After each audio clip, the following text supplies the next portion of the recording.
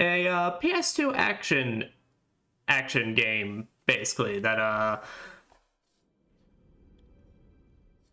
Timber definitely twigs, the a nightmare childhood before favorite Christmas. of mine. Oogie's It's Revenge. very much a I would say guilty pleasure, because I would consider this game pretty alright, in terms of a lot of aspects. It's definitely aged. Okay. But we won't be watching that intro, since it actually does kind of spoil a lot of the actual game. But with that, we are going to jump right on in. And for this playthrough, I will be playing on the hardest difficulty, Nightmare Mode. Welcome to Halloween Town. Since I know a bit of what I'm doing. 'Twas a long time ago, longer now than it seems, in a place that perhaps you've seen in your dreams. I mean, I've seen this on a movie screen. You're about to be told took place in the holiday worlds of old. Now you've probably wondered where holidays come from. If you haven't, I'd say it's time you begun. Now, besides the fact that I grew up on this game, and this is, for all intents and purposes, one of the very first, I think basically the first action game I've ever technically played. I am a huge fan of the Nightmare Before Christmas movie. And if you haven't seen it, I recommend. But this game is more of a actual, sequel to these, as we'll see.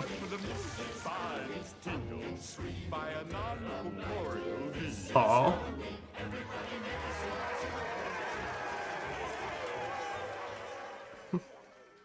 Another magnificent Halloween, Jack.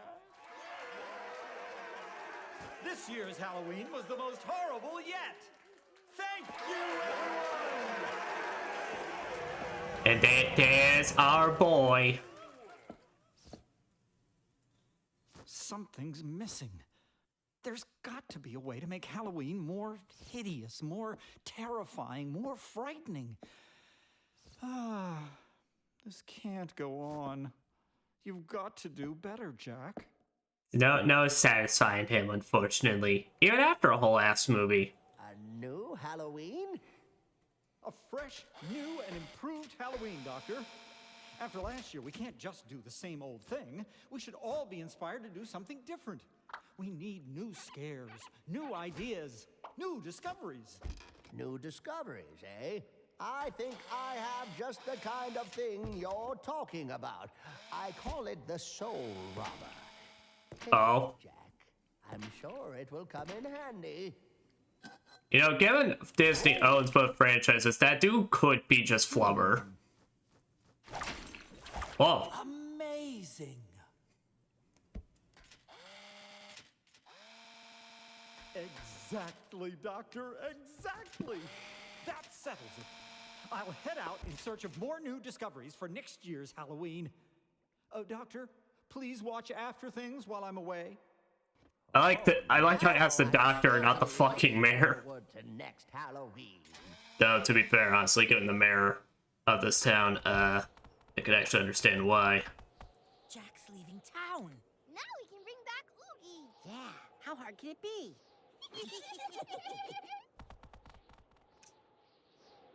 And there's our plot. Or at the very least, the setup for it. But it's now December 23rd. But this still be Halloween Town, so this still be here for the spoopy season. I hope this finds you, Jack, wherever you are.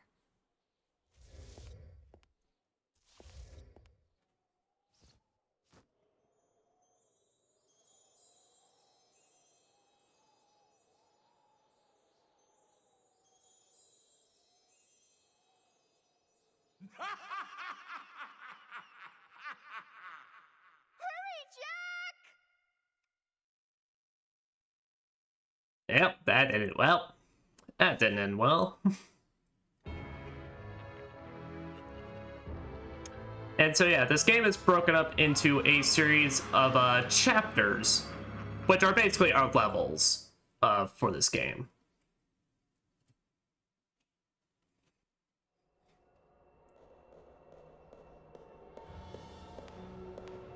That's strange. The town's deserted.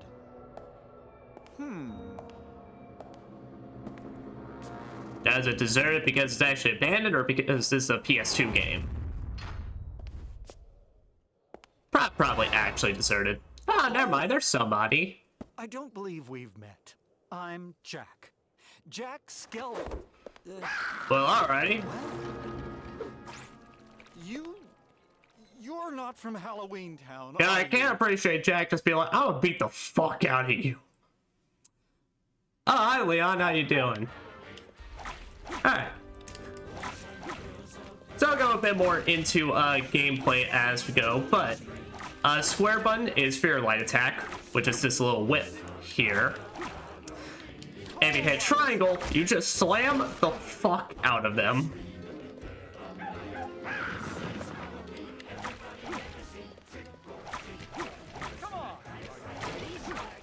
I'll explain that what I just did there as well in a bit, since been in the middle of it. But as you can see, as you deal damage consistently, you get a little combo meter.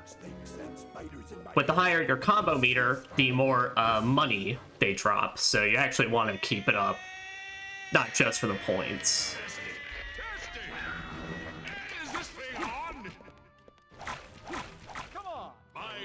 Now, you can also grab them and spin around like this.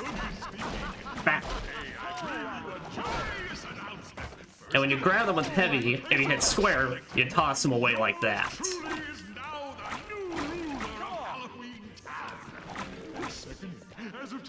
You can also hit circle to dodge. Hit them in succession, and you do a series of dodges that chain into each other.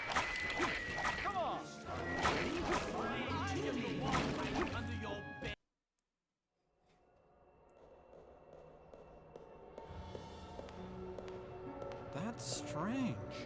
The town's deserted. Now,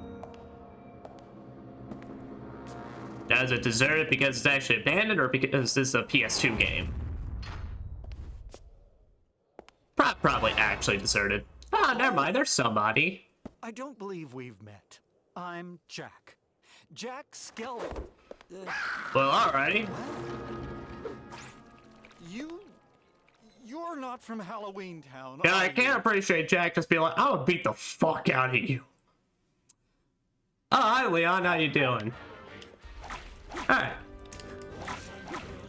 So I'll go a bit more into gameplay as we go, but square button is for your light attack, which is this little whip here.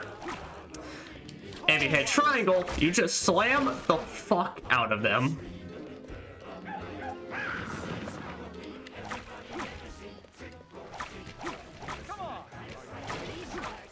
I'll explain that what I just did there as well in a bit, since been in the middle of it. But as you can see, as you deal damage consistently, you get a little combo meter. With the higher your combo meter, the more money they drop. So you actually want to keep it up, not just for the points.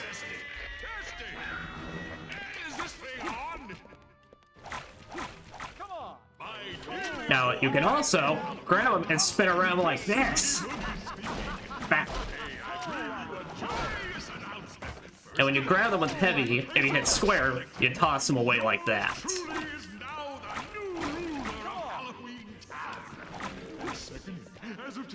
You can also hit circle to dodge. Hit them in succession, and you do a series of dodges that chain into each other.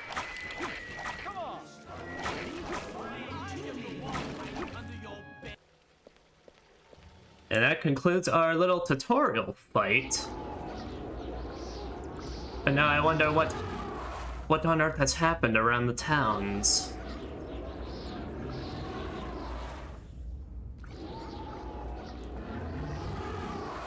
I mean, the gates have been locked and everything. It's like it's What turned. happened while I was gone? It's like the place has turned into a goddamn video game. Someone's inside.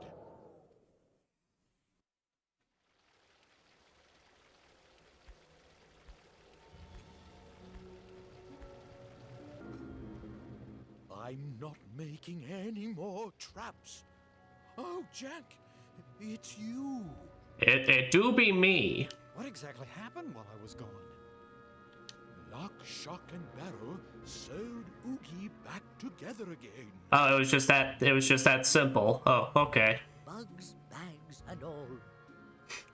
Oogie is back. Dr. Finkelstein proposed a plan for the next Halloween. He said you wanted a dangerous Halloween, so we organized one to make you happy. He said if we didn't, you might never come back. Do you think using ghosts and skeletons to hurt people is my idea of a good Halloween?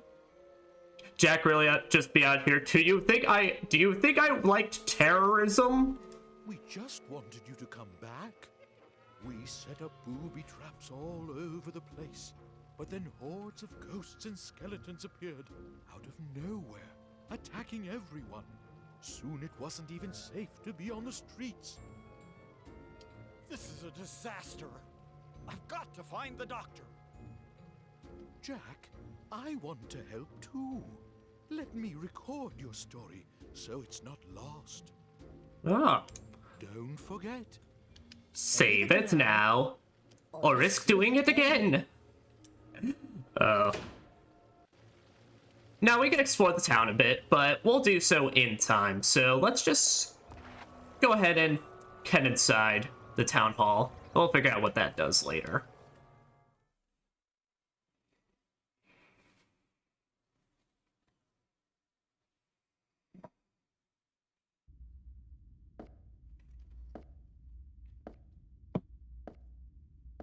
Huh? What's this? Oh?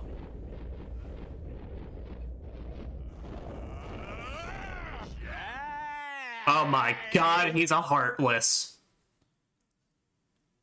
How the fuck did this game get to shadow Oogie before Kingdom Hearts had the idea? Didn't even try to.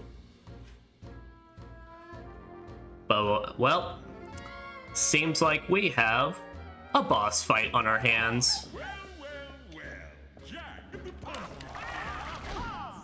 Okay, so I got hit a bit there, but that's what I mean. So now the other advantage of spinning is that it brings in collectibles to you. This time you've gone too far. It's over. I'm serious.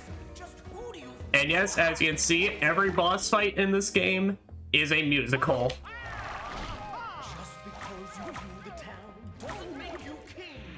You better give up. Surrender now. I'm fixing everything. That's what you think. But you couldn't be more wrong. And this will be the last time you hear this sound.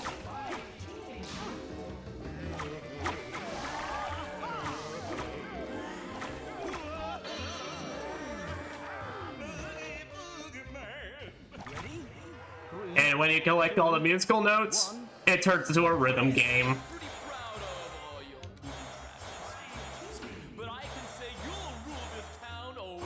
In your dreams. That's funny, Jack. It was a dream, but now it's coming true. 'Cause you just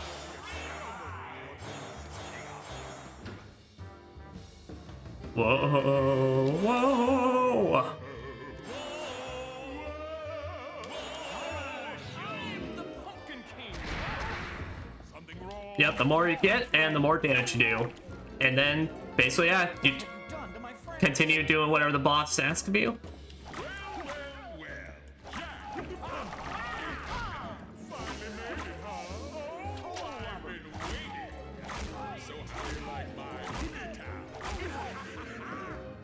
It's over. It's over. This time you've gone too far. It's over. And depending on the boss, actually, the lyrics also technically telegraph what attack they're about to do. Just because you fool the town doesn't make you king. You better give up. Surrender now, huh? Fixing everything. Okay. I keep forgetting though, every time he does toss out the dice, being close to him is an attack. But you couldn't be more wrong, and this will be the last time you hear this sound.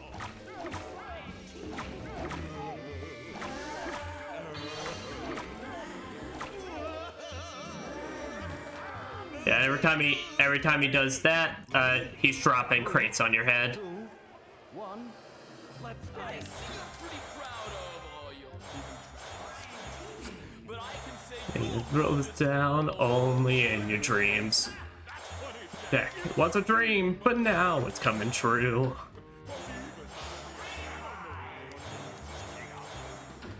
Unfortunately, I can't sing all of them because I do actually gotta focus on this. Because this first one isn't bad. But these do quickly ramp up in difficulty. Also, every time you get a blue drop like that, that is a powered up soul robber.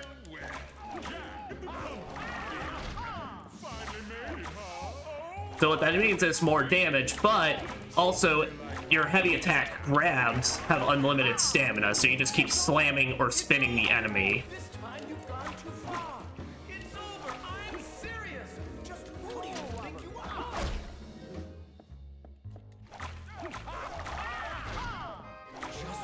But I don't think we'll need to go through another song sequence. Surrender now. I'm fixing it. But you couldn't be more wrong. And that is Shadow Oogie down.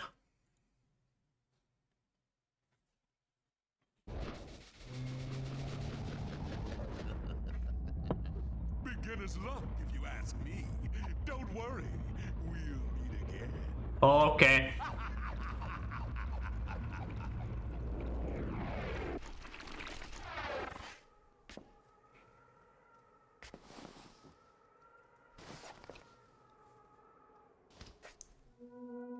Oh, what? Oh, and what's that?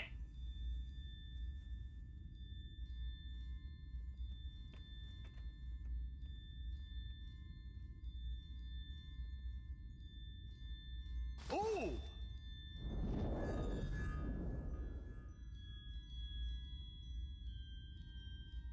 Well, that's not supposed to be here. It's the Halloween holiday door. Now, what in the world is that doing here? I'm gonna just put this in my back pocket real quick.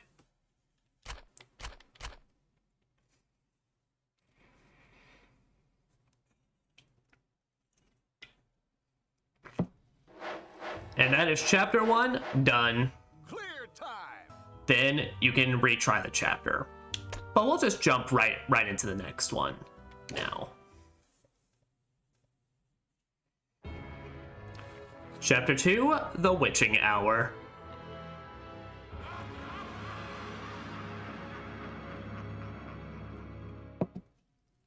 And by the way, this is attempting a 100% playthrough. Now, a lot of this is going to have to be remembered off the top of my head. Because unlike Wukong or Persona 3 Reload, I actually know this game, so I'm trying to see if I can remember a lot of this off the top of my head. Well, hello, small one. Jack, welcome back. It looks like the witch shop just opened for the first time since you left. I guess that means things are safe now that you're back. Terrible things happened while you were gone, Jack. Terrible things. I can tell! Whole place became a goddamn video game world. There's a letter in the gate. Should I read it? Shall I read it? Jack, in your absence, I held an assembly, and the whole town made plans for the scariest, most horrible Halloween yet. By the time you read this letter, I trust Halloween Town will be most positively horrific. Rest assured, next Halloween will not disappoint you. November 15th, the mayor. Well, we can see how that went along.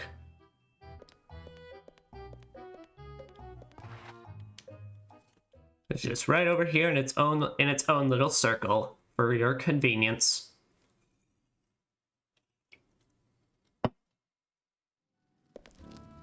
Jack, you've returned. I have. Is it true?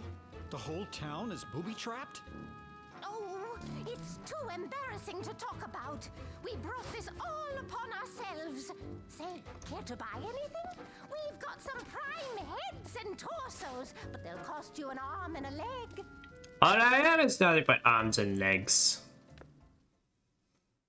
Also, this is fucked up. Why I'm trying to save this town. Why y'all charging me?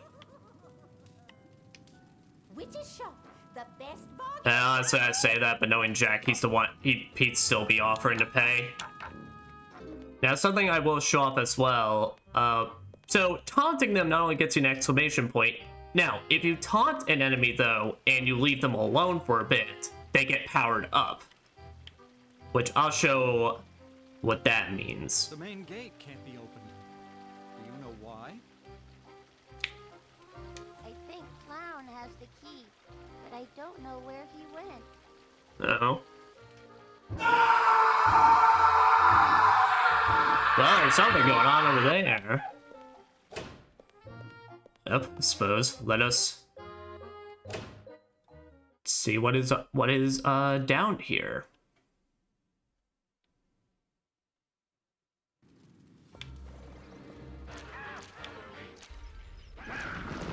Yep. This is where we get introduced to another enemy type, where this one is annoying as it throws boomerang bones at you.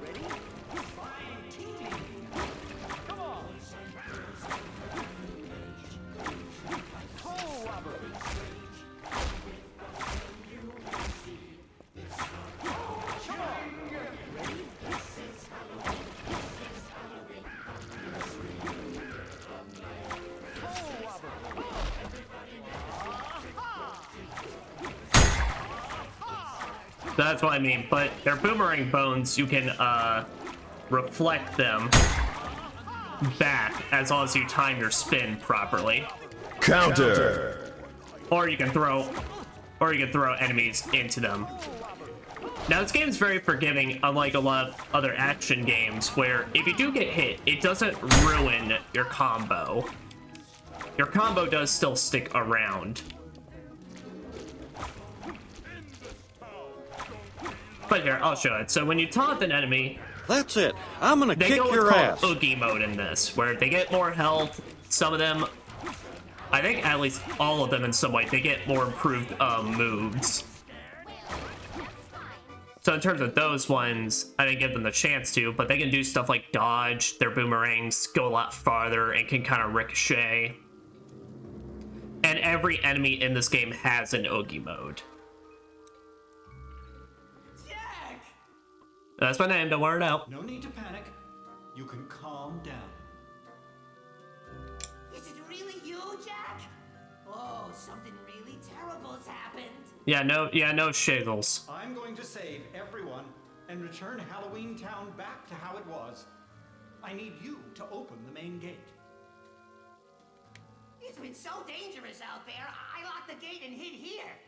Now, don't get me wrong, I like a good scare, but those things bite. Oh, you want the gate key. Oh, now where did I put it? Did I eat it? I'll open the gate once I find it. You know, Clown, I do gotta give you props, though. I don't know how you got, like, look, I support body positivity here and everything. But I don't know how the hell he got down here, especially with that goddamn unicycle. Or how he's gonna get out.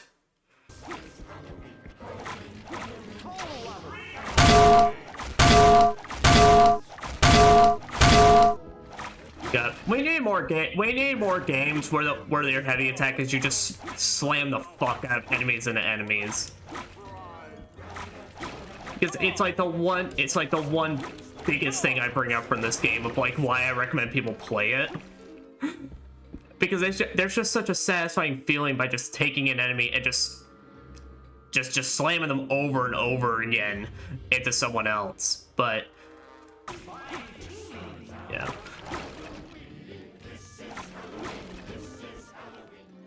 And I'll definitely say right now, as it's been shown, this is a old PS2 action game that I'll kind of talk a bit more about as we go, but I'll definitely say, unfortunately, the worst part of this game... I got the gate open for you, Jack. Oh, thank you. Not before some of Oogie's baddies grabbed Sally and carried her off towards the cemetery. I've heard the cemetery is pretty dangerous these days. I hope she's okay. What? Took Sally? That's it. No more Mr. Nicebones. Oh my god. I love Jack. He's so cringe. He's like me. And that is the end of chapter 2. But the worst part about this game is the fact that it was from the PS2 era, so a lot of the camera angles are very not the best. And a lot of them are varying in length, but there's rarely one that, unless it's your very first time through and you're struggling bad, it's not too... A lot of them rarely go over half an hour. For all intents and purposes, this is going to be a much shorter playthrough compared to what I'm doing right now. I at most see us only having to take like 2 or 3 parts for this game. But welcome to the cemetery, our first major level in this game. But no, I mean, this is kind of like, when I talk about like the era, like the PS2 action game era, and all that, where like developers, whether it be like licensed stuff or just whatever, were just taking their chances. This is the shit I'm talking about. Like, this is the era that I feel like is kind of coming back in games right now. But like really like PS2 feeling like action games now. Whether it be Strangers of Paradise, which I can't remember. I think that was it was either a couple or 3 years back. But like Black Myth Wukong's kind of giving me that feel right now. Neo, all that kind of stuff. It's like I want games like this. I just want like weird experimental shit. Like I love it. As long as it's quality, as long as it is good and actually has care put into it. Well, hello, good sir. Jack, you've come back. I have also returned. Hello, Hanging Tree. What happened to your hanging men? Yeah, it doesn't work as well when they say come back, though. Ever since Oogie Boogie and his monsters came to town, my hanging men have been hiding all around the cemetery. I'm afraid that hanging men aren't very brave. Well, I guess we're both missing people. I've lost Sally. You haven't seen Sally, have you? No, but maybe my hanging men have seen her. I'd better find them. I could really use Zero's nose at a time like this. I bet you'll find Zero is in his grave. oh, now we'll find him. That the game has procced us and said, hey, he's around there. I'm fully ready to just accept that my time rankings on these is going to be bad, because I just want to be able to just talk about and show off. But essentially, since if you're going after hidden areas and all that, your ranking's gonna suffer on the first time regardless. Oh, but what is happenings here? Oh god.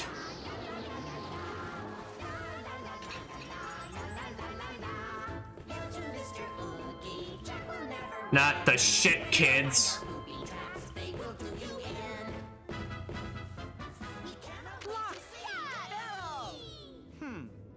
I might have known. Welcome home, Jack. How was your trip, Jack? Are you having fun, Jack? You three wouldn't have anything to do with Oogie's return, would you? Who? Us? It's not too late. Return this town to order, immediately. Why would we do that? The fun has just begun. Okay, you know, Jack, We're on a secret mission to stop you.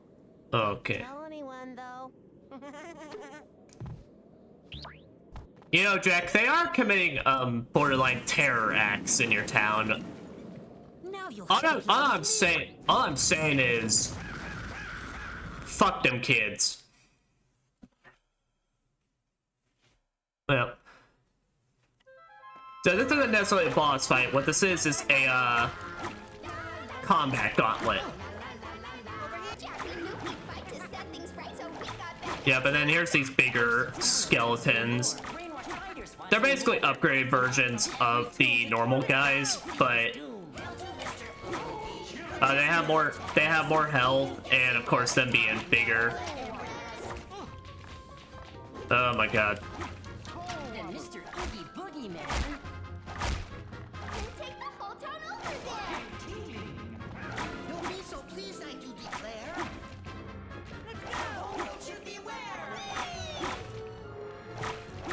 Yeah.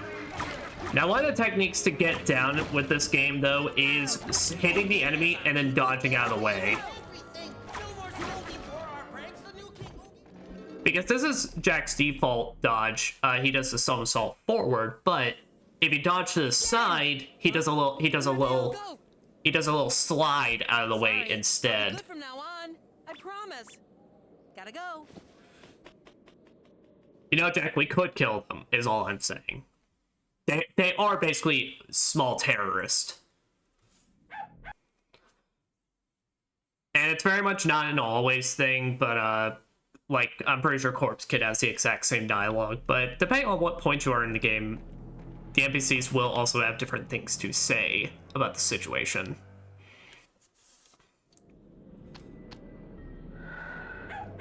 Who's a good boy? There you are, Zero. Come on. I need your help to find some hanged men.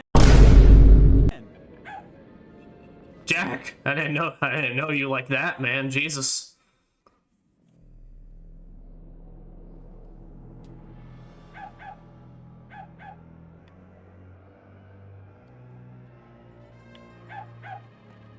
But around here, there's an opening. Now, to this right side, that leads to the hidden area that I'm talking about we'll go to later. But Zero is on this left side here. I'll take care of Oogie's lackeys. You head back to the hanging tree.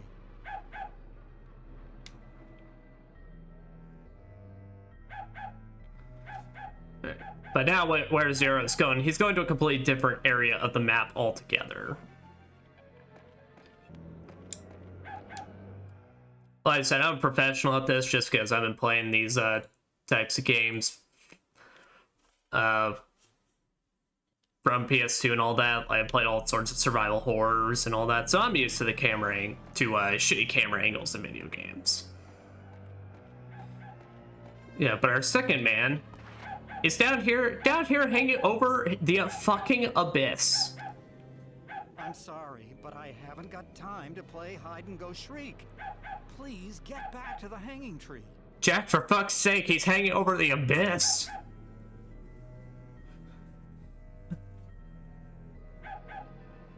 Like, show some empathies, my man. Yeah, but when you get to after that, you'll kind of then swing around. For these vines, all you do is grab them and pull them. This area is safe now. Hurry back to the hanging tree. He's so scared.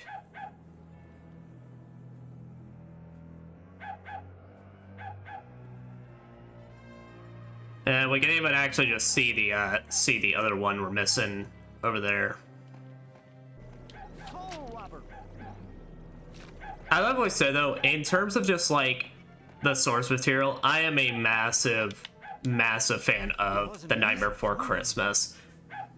It's probably like I'm not sitting here and talking about and acting like praising it like it's, you know, it's peak fucking cinema or like the storytelling changed my life. I'm a sucker for stop motion type stuff. I'm in love with that kind of style. I think it's so awesome looking, and back when I had the idea of like maybe I wanted to do something more creative as career, like as a wee child, I was also thinking like, oh man, maybe some stop motion stuff would be good. And I learned how much patience you need for it, and I was like, never mind. I learned how much fucking hours of work it takes, and I'm like, I don't want that anymore. Yeah, like so. But I've just loved the idea of how Halloween Town just like having just town dedicated to just like all the, whether it be like stereotypical or like just all the Halloween type settings and such. It's always been such a fun idea and concept to me. Essentially because Halloween is one of my favorite holidays of the year. I love it. Once you grab onto this last branch here, you'll auto talk to him. So don't worry about falling off or anything.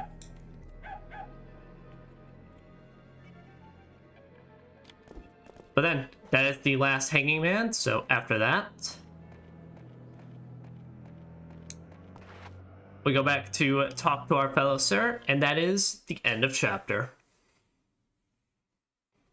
When you got all the upgrades. My mind was blanking there for a second. Chapter 4, Grave Danger. So I hope you took your time to kind of get used to the layout of the cemetery, because we're running back through it all over again. Thank you. That's much better. Without my hanging men, I'm not much of a hanging tree. It seems those monsters are attacking from the fallen tombstones. I've got to put the tombstones back together and seal those monsters in. Yep, and that's pretty much exactly as you said. That's our objective for this level, is those purple tombstones. We gotta go around and find all of them. Now, unfortunately, there's no checklist or anything, so it's just kind of, you just kind of have to run around and make a mental map of all the ones you've gotten.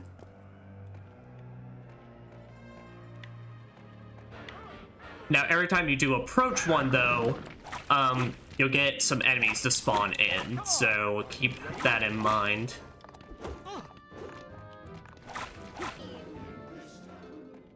Alright, now here comes the annoying part. So with these tombstones, what you have to do is you have to grab them with triangle and then mash the fuck out of the button.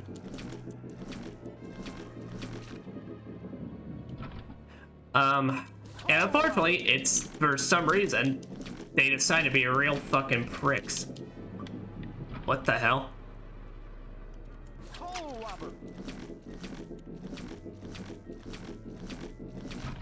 There.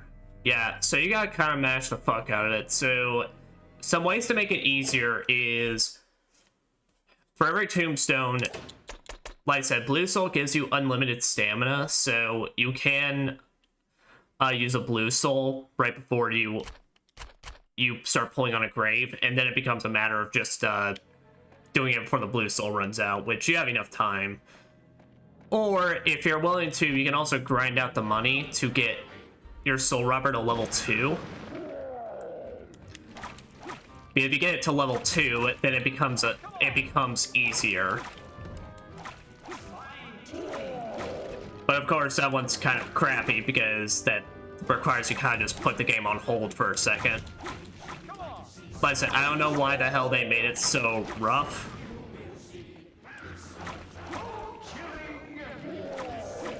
But anyway, we got here ourselves a new enemy type. I believe it's just called the Cyclops. Basically, it's a big boy, and when you do enough damage to him, you can grab his mace and start hitting him with it. You'll always be our hero, Jack. I guarantee this will take all that screaming to the next level. Yep, but with that, we now gain access to Soul Robber level 3. You're always... Which is 7,000 souls, but level 3 is the highest they can go to. But like I said, we don't gain any brand spanking new moves with it. But what it is now on our basic combo, we get that little swirl, and I shit you not, this makes the combat so much more easier to deal with. And as you can see, the range increase helps out so much with being able to keep a safe distance from enemies. Besides that, that was pretty much the very first game I ever played where it's like I had a proper, where, you know, the name of the game was getting good combos, avoiding getting hit, and trying to be overall kind of stylish. Well, I say stylish, so this one, as you've seen, you get high combo numbers by just whipping the shit out of enemies. And really, a lot of time, this is going to be how you get your high combo meters. Alright, now once you get all the tombstones, come back and talk to him. If it goes black like this means you got them all. Thank you so much, Jack. Now that you're here, Halloween Town will be back to its old self. One of the hanged men just told me he heard a woman singing from under the ground. What? Oh, what's this? A paper plane from Sally. And down that way lies the underground burial chamber. The burial chamber? It's the largest grave in this area. It's infested with spiders and cobwebs. How romantic. That's it! That's where Sally must be. Alright. Well, we got our next goal for this.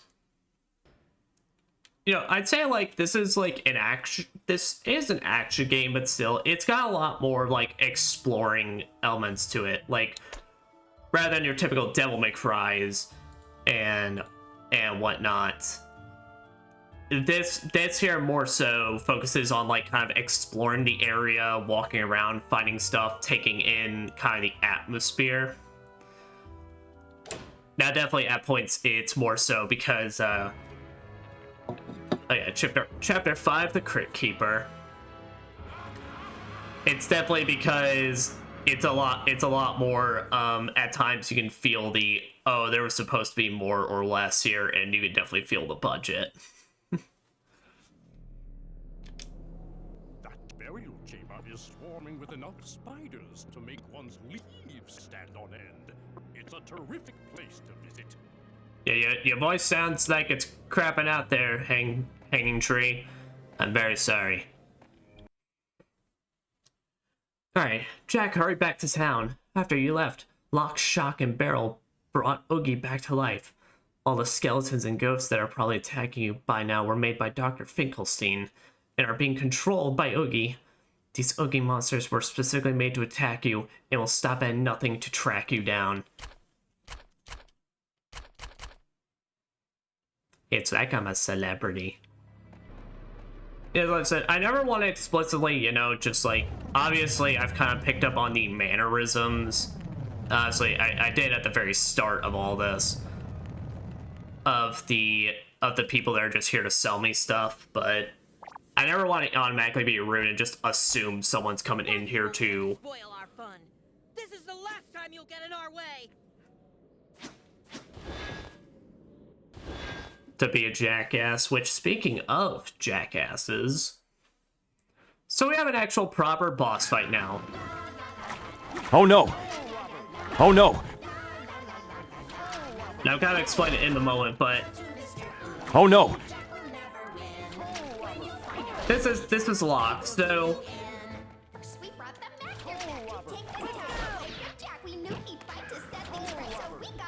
oh no! So with these fights, against the little trio men, the trio, or the shit kids, all of them have their own little specific attacks. Alright, so Locke, at times, he does that fucking Dragoon jump. And because of camera, I actually can't really see him. Now, whenever he's too far away, he'll do his jump, which you can see. And you can hear him when he goes, let's go. Now, whenever he does that, you pick him up and toss him. your best way of dealing damage to them at this point is either picking them up and tossing them or throwing enemies at them. Oh no. Oh no. So yeah, you ever just want to beat the fuck out of these kids from the movies and all that? Now's your chance.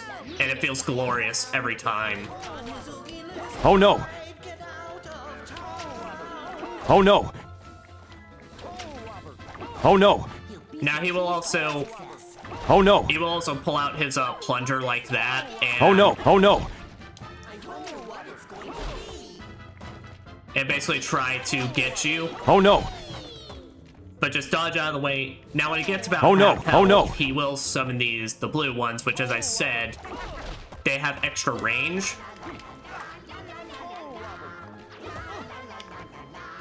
So they can actually...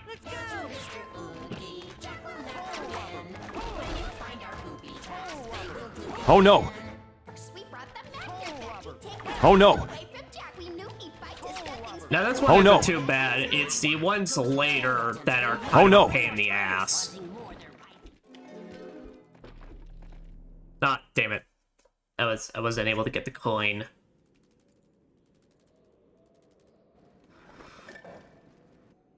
You win this time, Jack. There won't be a next time. Of course not, Jack. Whatever you say. You know, Jack, murder is not... Oh. Damn it, Jack, why you gotta be... Wait. Look, all I'm saying is, I don't advocate hurting the children. But when they have enough sense that they know they're causing trouble and basically committing terror acts, all I'm saying is, in this fantasy game right now, fuck them. Because I don't think there's a single person that would cry over them. I'm being real. Now I'll stop before I end up on a watch list if I haven't already. Now for that section, just run through everything. I'll talk about those enemies later, but honestly, it's just like, it's not worth it. Just run through the corridor and avoid everything. Oh, well, that one's easy. Sally. Jack. Spider! Oh. What's this?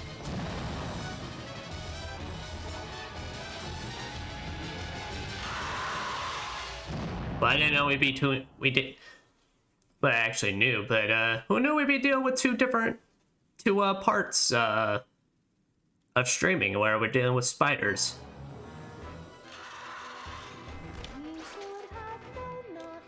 But here's our second proper boss for this spider. So you do, get behind it, whip its anus. And now when all these little spiders pop out, charge up a soul robber and just start spinning the shit out of them. Now they don't get sucked in like the others though, so the moment you lose out and aren't killing anymore, then just throw whichever one you got and start whipping them. Now I can jump like that, but yeah, basically you're just getting behind it, whipping the anus, and then taking out all the spiders. Now I hope you like this boss fight because we're gonna be seeing it more and more as we go.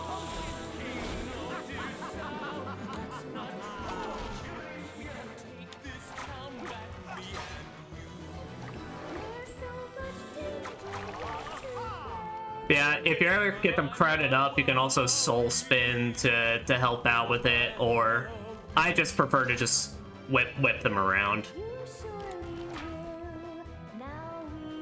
They don't have a lock on. Oh shit.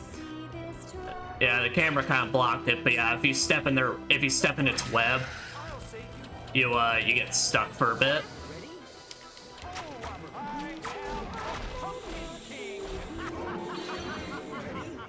Alright. So like I said, these are immediately, because now they're including directions.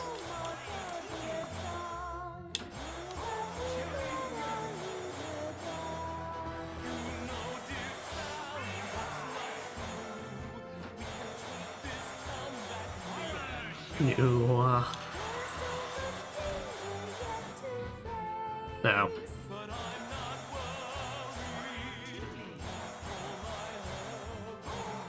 Yeah, be careful between two. They have to be in the borders if you want them to count.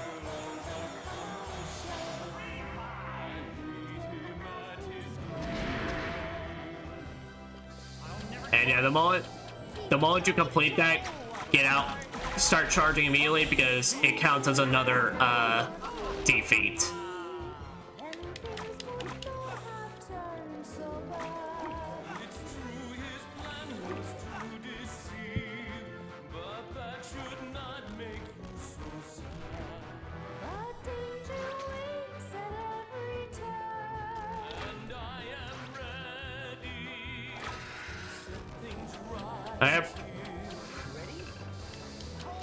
I can definitely say though,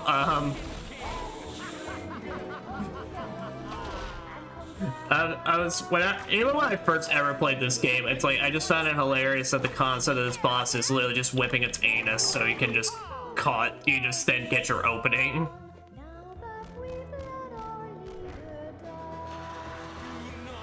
So when he roars like that, he's jumping for you. But it can also mean he's gonna charge you.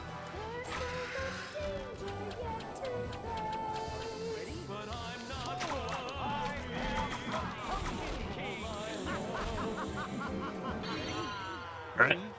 3, 2, 1, let's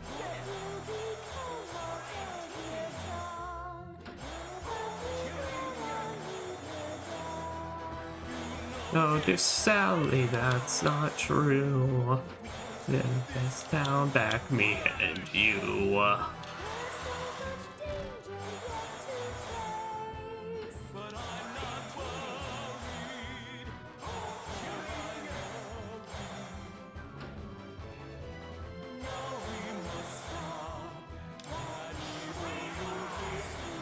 can appreciate how even the spider gets into it and he's like, yeah.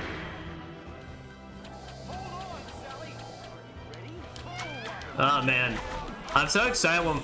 I'm so excited pretty much for this boss though. It's so easy with this with these music notes. I sure hope they don't bring it back where all we can do is just whip them and then just spin around and hit these spiders and make it take an extremely elongated amount of time.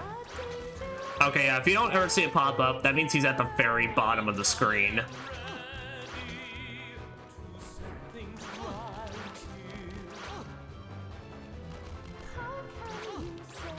Okay, I'm way too close to him.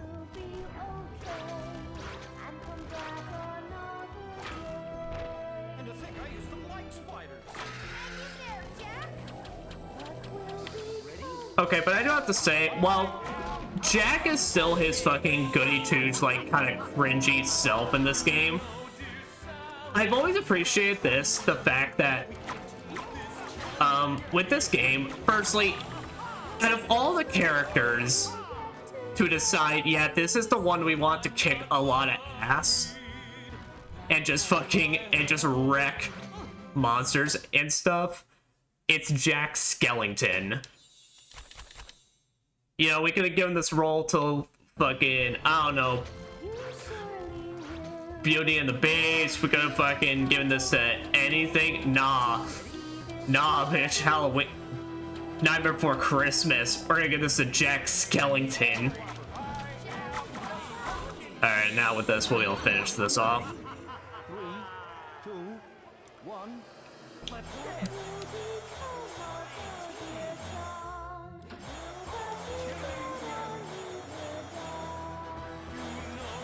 Sound not true.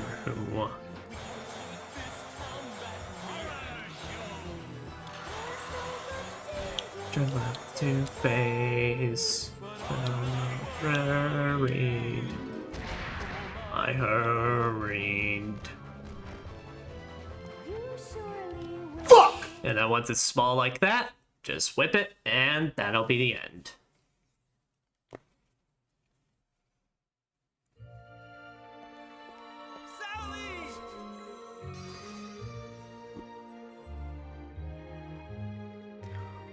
You know, I like how we literally have something that could allow us to just grab her up, but no, it's like we want the spider silk to disappear through magic.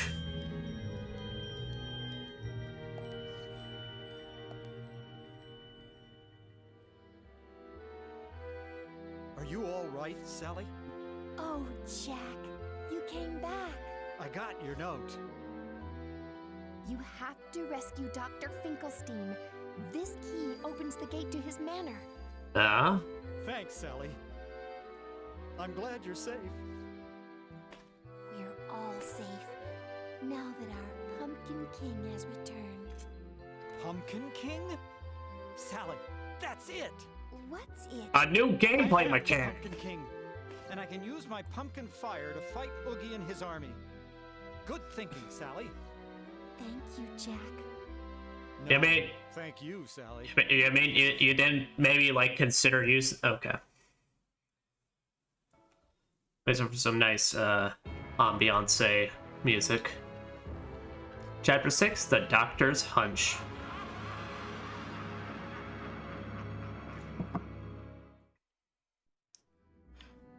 Yeah, so like I said, when we hit R1, L1, I'm sorry, R1's for the other stance we get later, then we can turn into the Pumpkin King. Now in this mode, we can't use our soul rubber at all since the buttons are replaced, but we can still dodge like normal. We still have a taunt in this, but it's really not that worth it since you're not getting a charge attack out of it.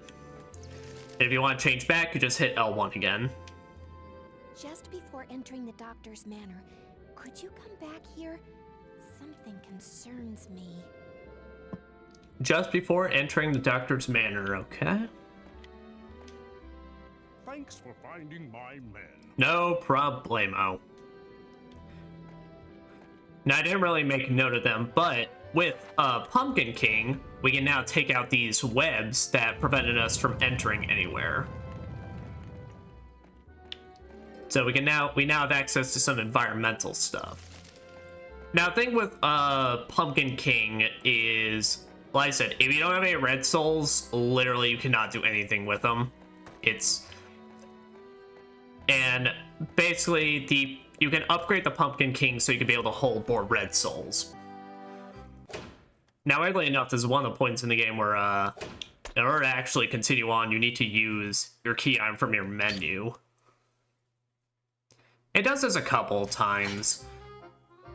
Now I can get into the lab.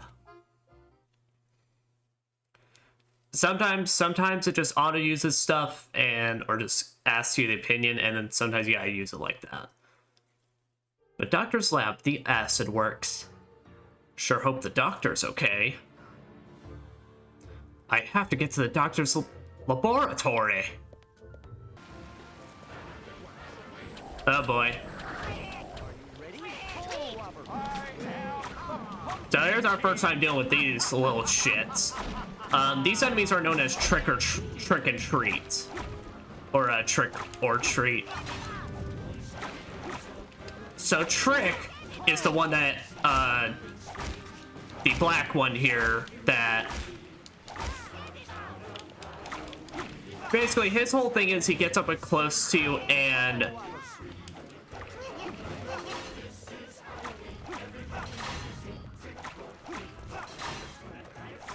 I'm trying to dodge out of the way because these little gargoyle things, they shoot at you. Now, when you take out Trick, then Treat goes Oogie mode. If you take out Treat, Trick goes Oogie mode. Did I say that? When you take out one, the other one goes Oogie mode.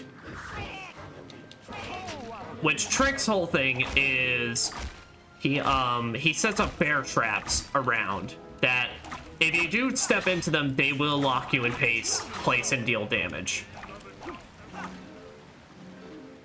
Treat's whole thing is that he basically bombards you with a bunch of explosive candy. So fuck razor blades. These ones just have bombs in their candy.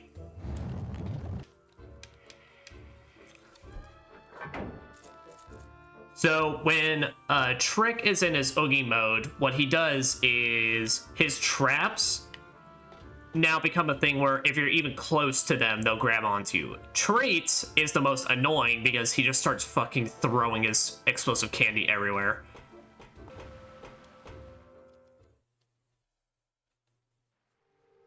Hey, y'all ready for some fucking bullshit? Where's Dr. Finkelstein? Sorry, Igor under strict orders, not let anyone pass. But I'm here to rescue the doctor from Oogie. Igor's sorry, but Master says if Igor let anyone through, no biscuit. Oh my god. Igor's starving. The witch shop. You get Igor biscuit, huh?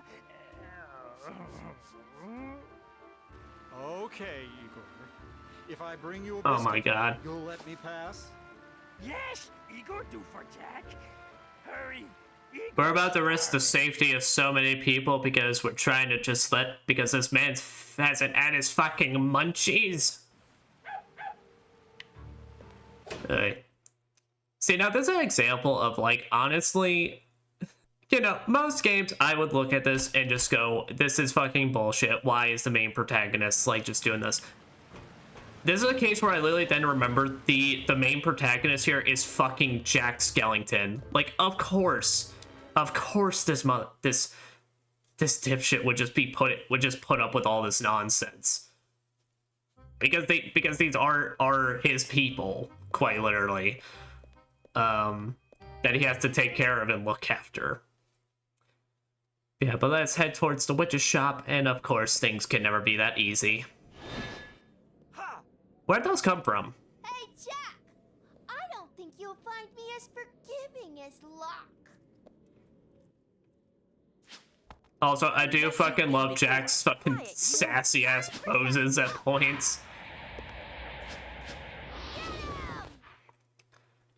Oh boy, so welcome to the Ghost. By far the worst enemies in the game. Alright. The biggest advice I can give, spin the shit out of them. We got very lucky in the fact that we got a blue soul. Now the problem with these ghosts is there's a much better way to take care of them later on.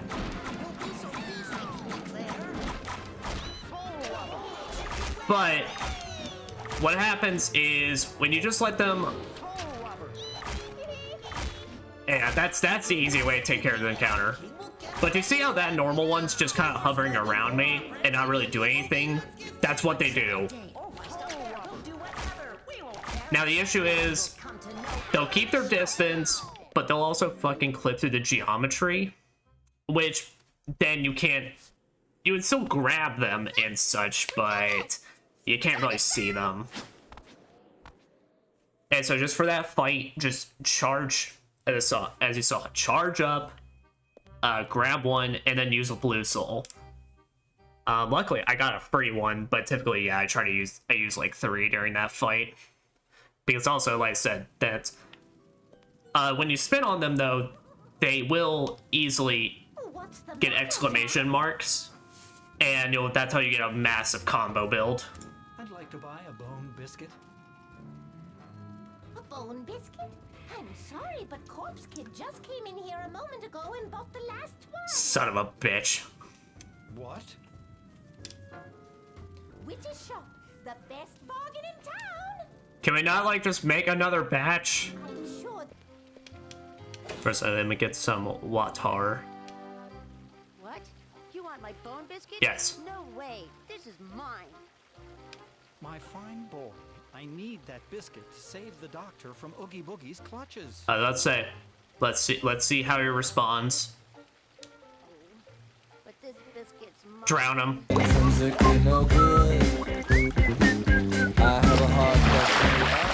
Still want to skip rope on the street? I'm gonna tell my daddy on you, Charlie. Wrong answer. And the name's Jack. Fuckface.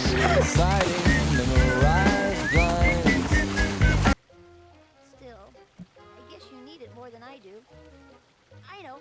If you can pass my quiz, the biscuit is yours. It's about Halloween Town, so it should be easy for you, Pumpkin King. Oh, I'm sure it shall be. Question 1. What shape is Jack's doorbell? That's a spider. That's right. Question 2. So, this kid has two versions of these quizzes. One of these, this very first one, it's very easy. It's stuff that you can actually kind of know about the game. His later quiz, you have to not only get a perfect score on, but it kind of requires you, it's both trivia about this game and its characters, but also trivia on the movie itself. So, Question 6. what is Jack's last name? Oh, Lantern Benimble Skellington. That's right. Question 7. What is the name of the town in which Jack lives? Spookyville. Horde Hallow. That's actually kind of a badass name.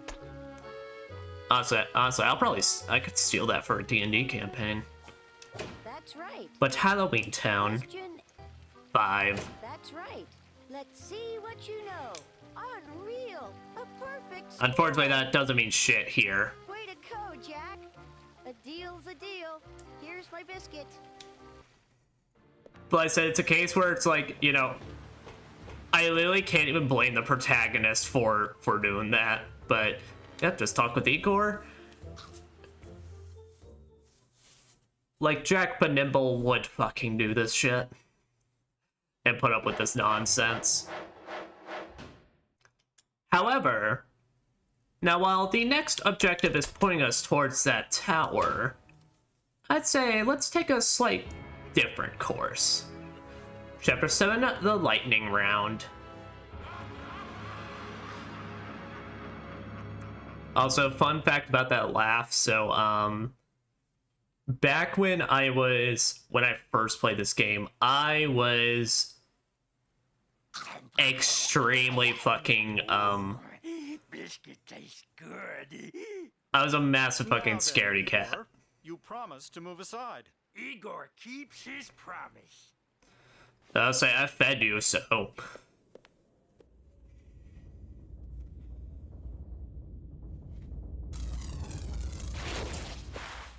What was that?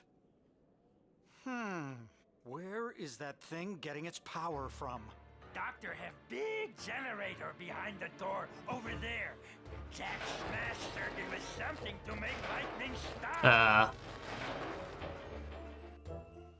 I bet that won't stop it for long. I'd better get back quick, or I'm fried. Well, I guess we'll have to do that later. Because, as Sally said, to talk back with her, to go back and talk with her when we're right about to enter the tower, and we have some other things we can do now.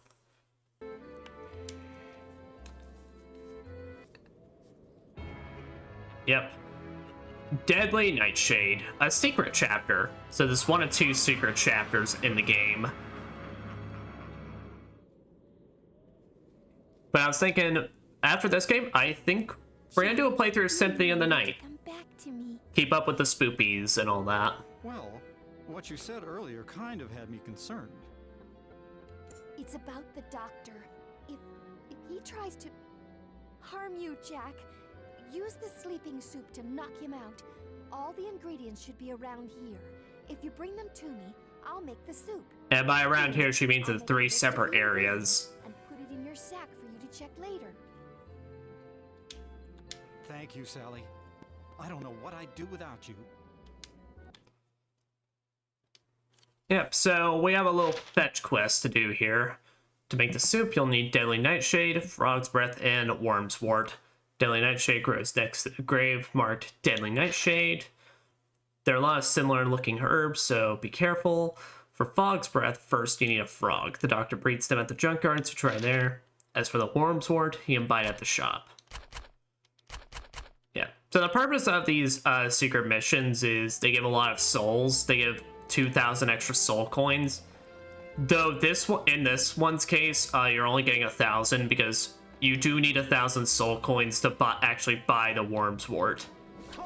Because they don't want to give you that shit for free, apparently. Because, you know, despite the fact that I'm being this town's literal saver, we can't even give a little bit of a discount.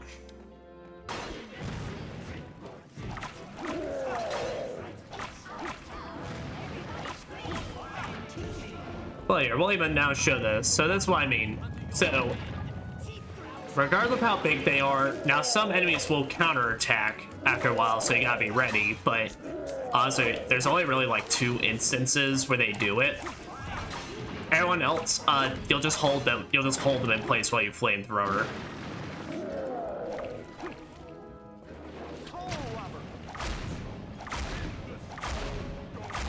And it does work like Jack's Soul Robber, where if you do get 2 enemies caught in it, every enemy that's caught up in these flames is taking damage.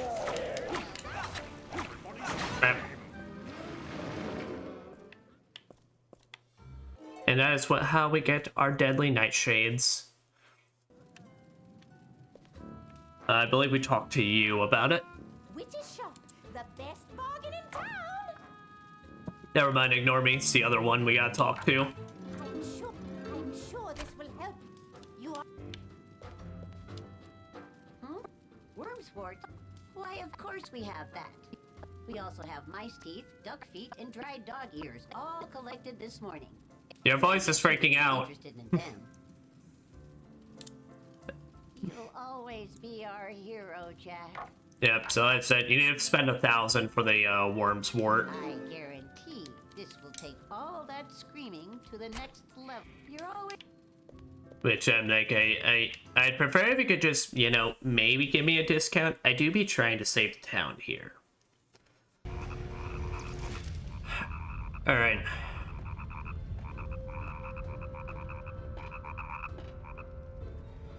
So, what you saw there, so all these frogs look the same, but you're looking for the one that is burping. Also, you saw how I accidentally flicked the stick there? Don't do that near them.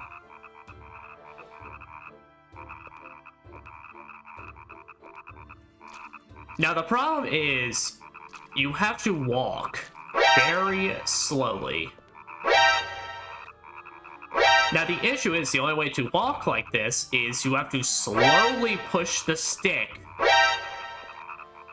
towards them. Now, regardless of whatever game controller, this is a pain in the ass because, yeah, one slip up like that and you freak them all out. Which then you now have to wait for them to either chill the fuck out or just start walking around again.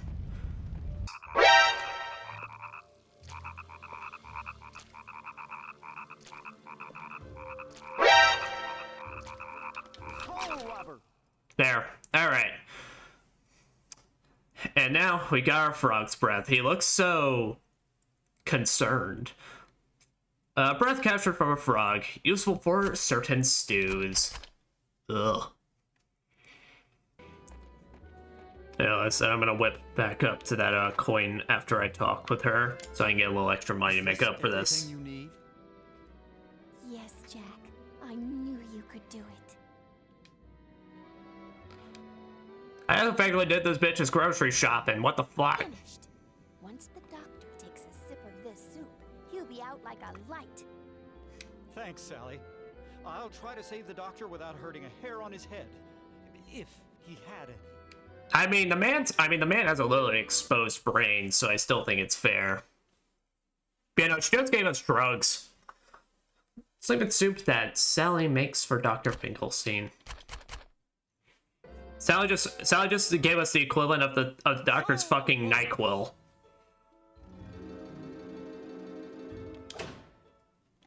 Alright. With 4,000, actually, I do believe that's enough for us to get our next, well, we could upgrade Pumpkin King, but I think I'm gonna just wait until I get the Soul Robber level 3. Just because then, having that full combo is gonna make our lives a lot easier. And plus, the endurance helps out a lot with later enemies. Yeah. It's still put me on the side I wanted, idiots. Yep, now, toss it. Alright, now off to the doctor's lab. On a time limit, so just hug this left wall. Now, on your way up the stairs, you're gonna encounter some enemies. You can fight them if you want, but it's kind of a time sink. So I just say,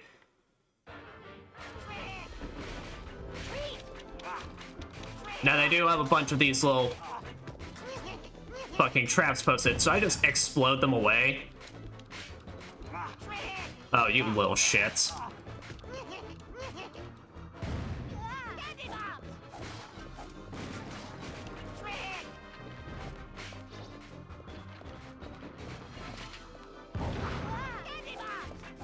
And then boom, just if you hit X on it, you just enter through it.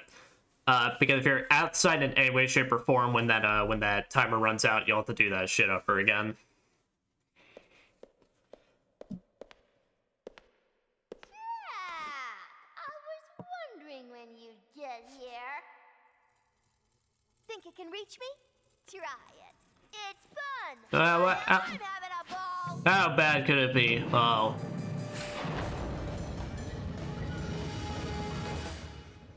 I don't want to crush your spirit, Jack. Just your body. Did that really deserve the done noise? But yeah, Pumpkin King you'll only need for like the last bit of this section.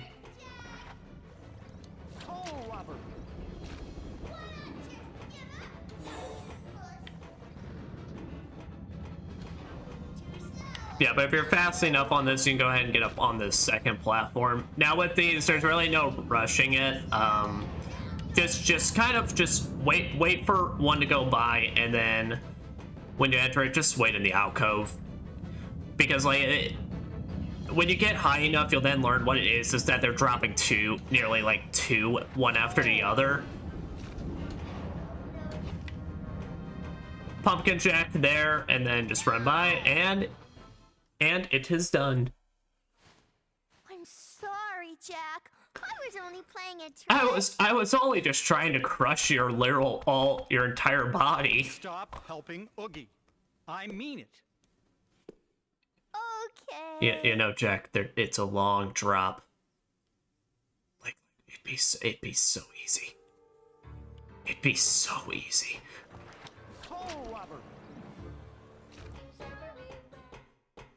Yep.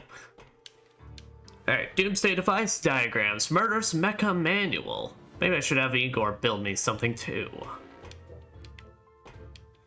What do you know? Igor actually did invent a better mousetrap. Or what this does. Yeah. I do love the fact that, now obviously, that the level designs and all that, it's very much built by the fact that this is a fucking video game, but I do love the fact that it's like, there is that slight feeling of like, it's actually kind of cool that you are running throughout the town and all that. Like, you're actually kind of getting a chance to really get an idea how the layout of Halloween Town is, or how everything is, even if it is definitely just built with level design. Clear time.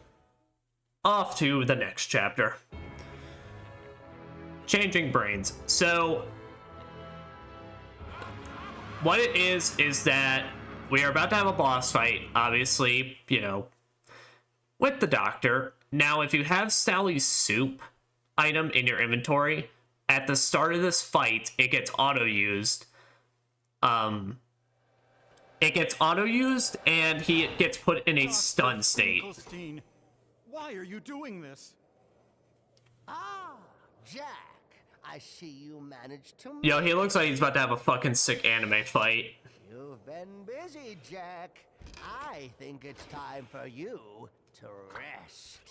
Like, it's just like some shit like one of us about to throw the other off the edge. Shall we begin? I think you'll like this device. Yo, those lips. Especially for you. I do like the concept of this fight though, where you're literally in his territory. The doctor's real brain back to save him. Let's see. If I open his head from behind, then get in front of him and throw his real brain in. Yes, that should work. Wait a minute. I have the sleeping soup that Sally made. Yep.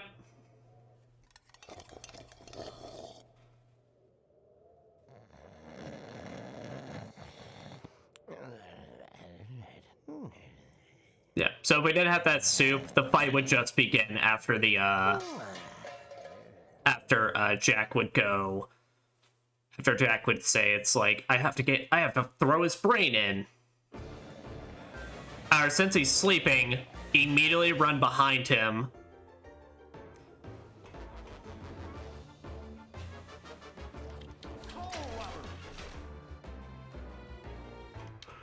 And now grab the real brain.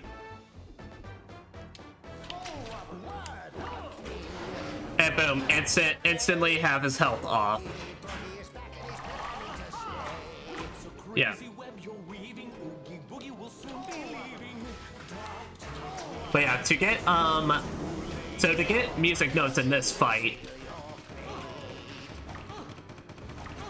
Okay, I'm trying to soul spin, but fortunately guns were preventing me from doing so. Yeah, but to get music notes in this fight, you either need to grab the doctor from behind, to yank at his head, basically.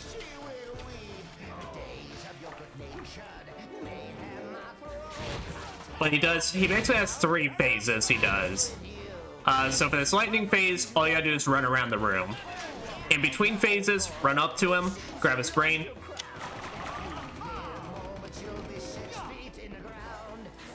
Yeah, for that gun phase,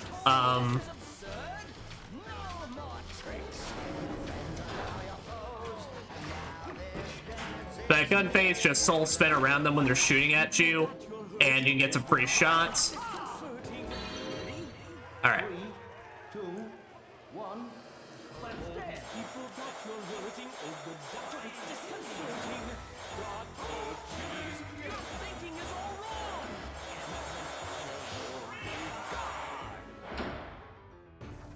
Bam, bam, bam, bam.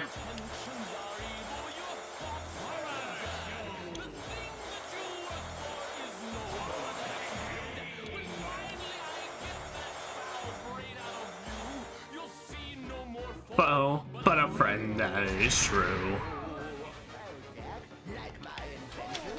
Yep, and then when you do a music note, run in there and toss the brain in, and that is fight done. So like I said, if basically you didn't bother doing the soup side quest, you basically just have to do 2 rounds of that, which, like I said, it's not that bad. The phase we didn't get to see much of, the one with the rotating blades. Just avoid them, and then as one passes in front of you, just light attack. I imagined my brain would be replaced and the town deceived. Doctor, the St. Patrick's Day door. Indeed, that is a holiday door. Jack, what's today's date? Why, today is December 24th. Oh no, it's almost Christmas. Ruh-roh, Raggy. I wonder what's happening with the Christmas store. Let's hope we can find it soon. I need to go back to the pumpkin patch, but it won't be easy because Oogie's monsters have possessed the pumpkins at the entrance, blocking anyone from entering. I know! We'll scare those monsters out of the pumpkins. Give me just a moment. Is the doctor himself again? Yes. Thanks to your drugs. He's making a device to help us defeat Oogie's army. Jack, do you think this might be helpful too? What's this? It's a power-up. It's Sandy's costume! Oh, that outfit really suits you. I completed the scare device. If I told you what's in it, though, that would ruin the surprise. Hide this in your Sandy bag and use it to stun Oogie's monsters. Yeah. What time are we at? Yeah, I can do one more level. It won't even take that long, really. Chapter 9, Pumpkin Patch Possession. So, I actually forgot to show off a cutscene, but what Jack was basically talking about there is the entrance to the pumpkin patch the entrance to the pumpkin patch was the entrance that's to the left of the main gate. If you go over there and try to interact with it, you'll get a small cutscene of some ghosts popping out of pumpkins. And basically, they prevent you from being able to enter. You can actually kill them, but all it is just for a little bit of extra souls, and then the game just keeps you on that screen. It doesn't let you go any further.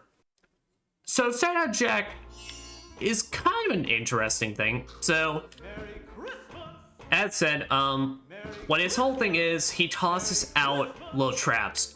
You can hit L2 to spring them manually. Fuck! I didn't know you could actually do that. I didn't know you could spook the shit out of them. But they will either detonate automatically, or the effect they don't tell you about that makes them really useful is enemies will actually Have you seen Sally? be attracted to them, and then they'll go over and hit the boxes and spring them themselves. Now this first one here, Repossession, this is kind of like one of the most worthless ones, though. You get 3 different boxes in this game, and this one's only good thing is when you upgrade it, you have to upgrade it to make it really good, but it gets a lot of range. But Repossession's use is if an enemy is in Oogie mode, then Repossession puts them out of Oogie mode. By the way, to get to the very bottom, just swing over here, go into Igor's room if you haven't already, just drop on down. You'll always be our hero, Jack. Yeah, Scared, Stiff, and Cold Front. I guarantee this will take all that screaming to the next level. I guarantee. Now, I won't buy the level 2 variants of Scared, Stiff, and Cold Front, but I guarantee this will take. I'm gonna go ahead and buy all the points for Repossession, I guarantee this will because what that is that massively increases the range of Repossession and makes it way more useful. And we shall go offward and onward to the pumpkin patch.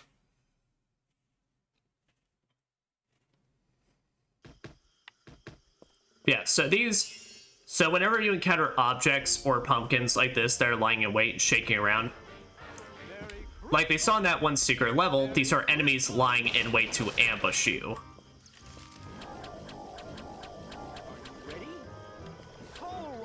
So here, you know, we'll actually even be able to see this in action. So they get super curious, and then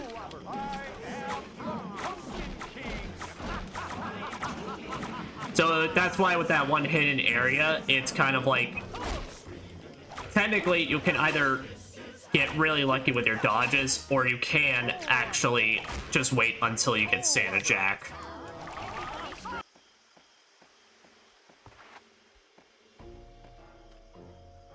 Yep, but now we get to officially Behemoth. Oh my god, I love Behemoth. Which is a mess. It's the Battens. They ruin it. Break the bridge. Head. Big pumpkin head. Battens eat it. To be fair, I can't even say head empty. More like his head is just split open.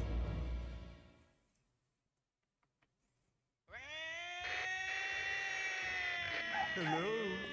Testing. Okay, hold that thought. Zero got an update. Yeah, but Behemoth. I love Behemoth. He's such just a my man's just all brain empty. Testing. 1, 2, 3. Am I on? Denizens of Oogie Town, Jack has returned, according to the reports. He's enjoying our dangerous Oogie Town so much, he's screaming and hollering. Oh my god. This is all thanks to your efforts. Arrest. My star pupil. Oh my god. My shining star. Why, it finished the work. Half alive, playmate, but now there's more than half half a chance.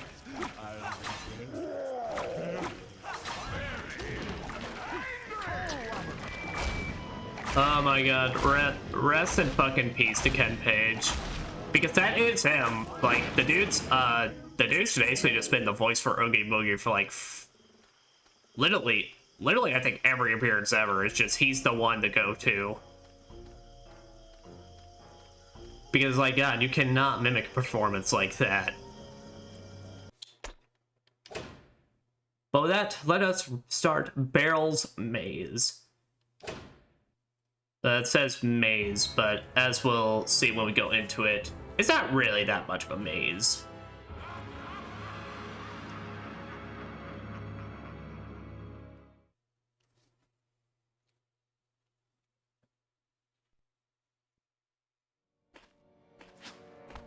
Hey, Jack, want some candy?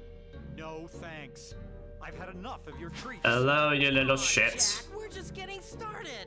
Our biggest trick is yet to come. You're gonna get so lost. And after what we did to the mayor's house, oops! Wasn't supposed to tell you that. I'll catch you later, Jack. Not the mayor. Now, I do gotta say, out of the trio, Barrel is probably my favorite, just because... Well, he's a little shit, but he's like the nicest out of them. Because every hidden area is technically accessible to you, so... find a hidden area that has a lot that you found you can get a high combo rank in. Now, some levels, they have very specific rooms they want you to do that stuff in to be able to get your rankings, but that is an option as well, which I do appreciate, just because, like I said, I like this game, but some of the nightmare rankings they have, some of the nightmare requirement rankings are borderline, like, fucking insane. I'd say it's a lot more forgiving on normal mode, where there are a lot more reasonable in some regards, but like nightmare rankings, especially when it comes to the fucking combo one, a lot of time what they want you to get is like Pumpkin King and Dim Sum for the S rank. Yeah, but like I said, that is Barrel's Maze. Not really much of a maze. Alright, I'm now looking forward to this next chapter because it contains probably what's actually the most difficult fight in the game. As I talked about last, in my previous part of Wukong, not challenging, difficult for arbitrary reasons, but we'll get into it as we go. Also, I just realized I never actually showed off the map for this place. Yeah. It's not too bad. Honestly, out of all the maps in the game, this one is probably the most legible. Like I said, I don't think that's a bad thing, though. I actually do like the way they handle, or like the style of maps they do in this game. I think it's really fun.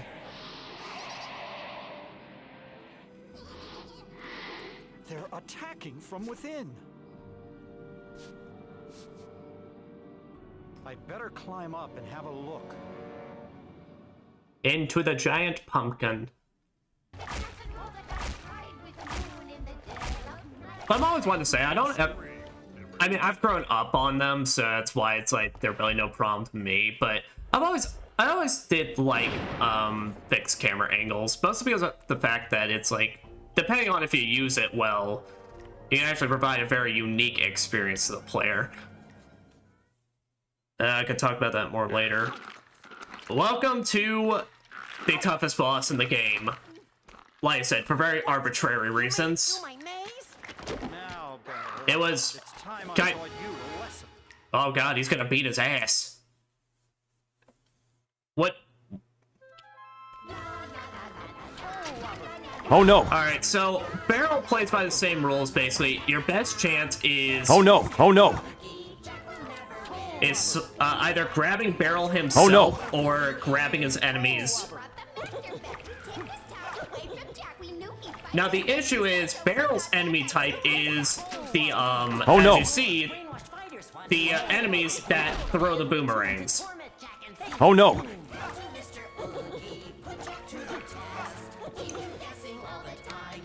Oh no! Oh no! Oh no! So what this is as you're trying to do this, and Oh no! as you're trying to grab him or you're trying to grab other enemies, you'll have ranged attacks coming your way. And the camera Oh, no. does not help you during this part at all.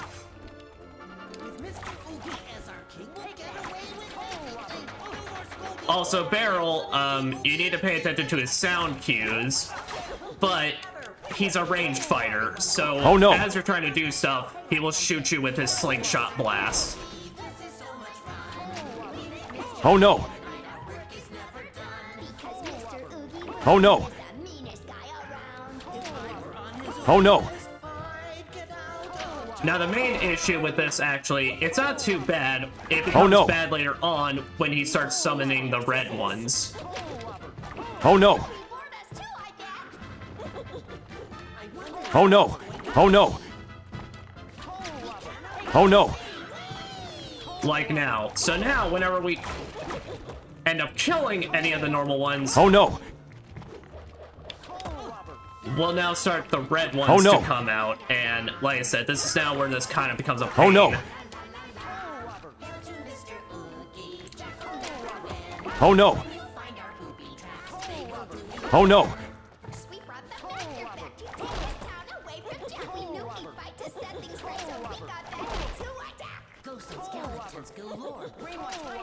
Oh no!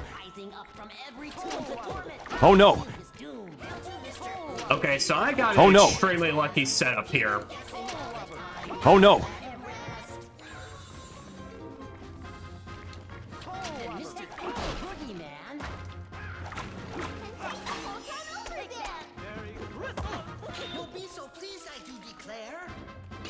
Yeah, a useful strategy I say is using Santa Jack's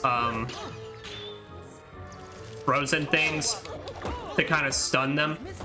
Alright, this is what I'm talking about. See, now this is the shit that ends up happening is Barrel's off screen and I'm just getting smacked by every fucking angle conceivable. Oh no! Okay. Oh no! There we go.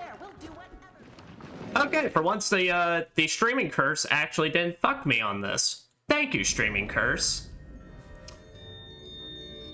But yeah, if that one can be extremely annoying, like I said, because mostly when you hit those red ones, a lot of the attacks are coming from off screen. Barrel, pranks are one thing, but real danger is not a good idea. I'm sorry, Jack. Please stop being a little terrorist. No more serving Oogie. Okay, Jack.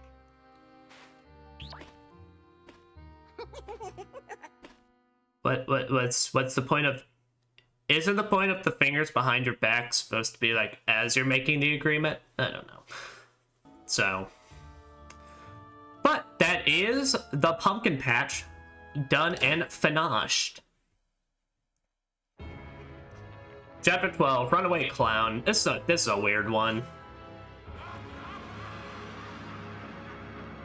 But we also got enough money now that we can get our Soul Robber to level 3. Its last upgrade point.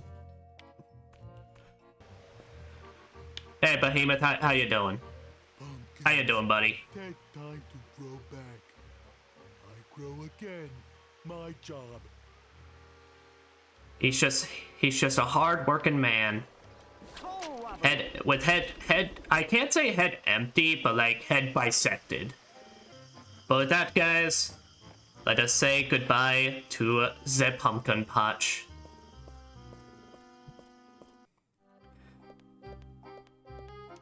Well, so go behind the town hall area where we fought Oogie, and this is where you can use the residential area key. And this leads us into definitely one of the more confusing areas in the game. Like, it's not too terribly bad, but it's technically the most complicated.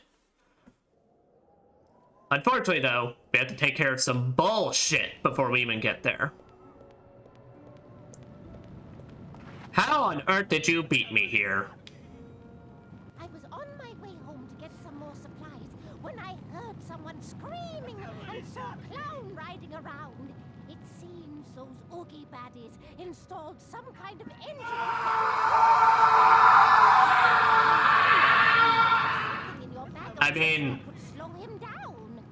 I mean, I get the unicyclist thing. Can he not actually just bail out? Alright. But to stop Clown, what you have to do... Ah, damn. So you have to toss down some jack-in-the-boxes and basically try and time it. Now, we can try interacting with him, but we can't actually do anything. You do... Yeah. I guess the only way to stop Clown is to remove that engine, and not even my spells can do that. If you had some kind of tool, you might be able to take it out while he's stopped. A tool, eh? I wonder where one could find such a tool. I wonder. Alright. But on our second run through this, Sally's room is now open.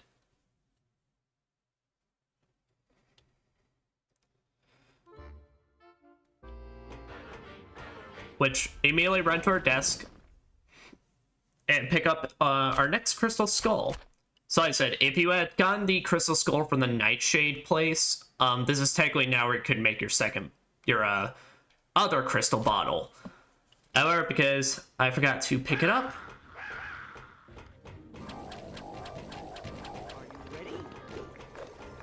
Oh boy, there's a lot of skeletons in here, and there will be a lot more. Because for some reason, hiding in Sally's room is hundreds upon hundreds of these fucking, troll skeletons. Oh, never mind, there was a blue soul. So use your blue souls here. What the hell? That troll's actually an attack? I never knew that.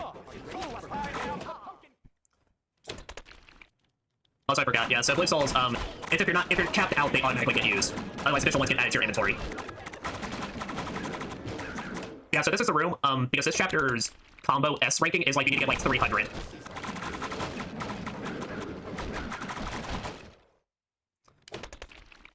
So I don't know why, there's like hundreds and hundreds of troll skeletons in Sally's room.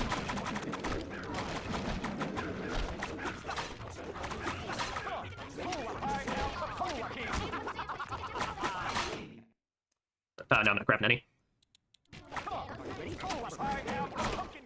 But like I said, they just keep on coming, so just grab them, spin them around. Otherwise, the other solution is that I'll probably be using soon when we run out of blue souls. Pumpkin King, and just keep bursting around you.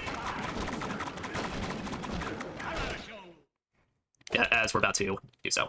On the bright side, though, you can actually, it's a pretty decent grinding spot, all things considered.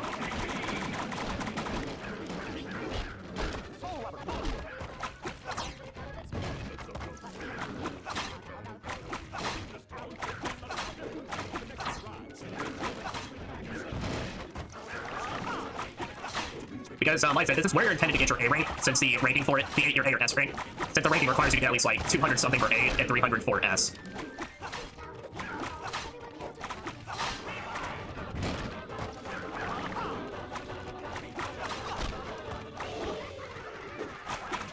Yeah, I promise, there is an actual end to these.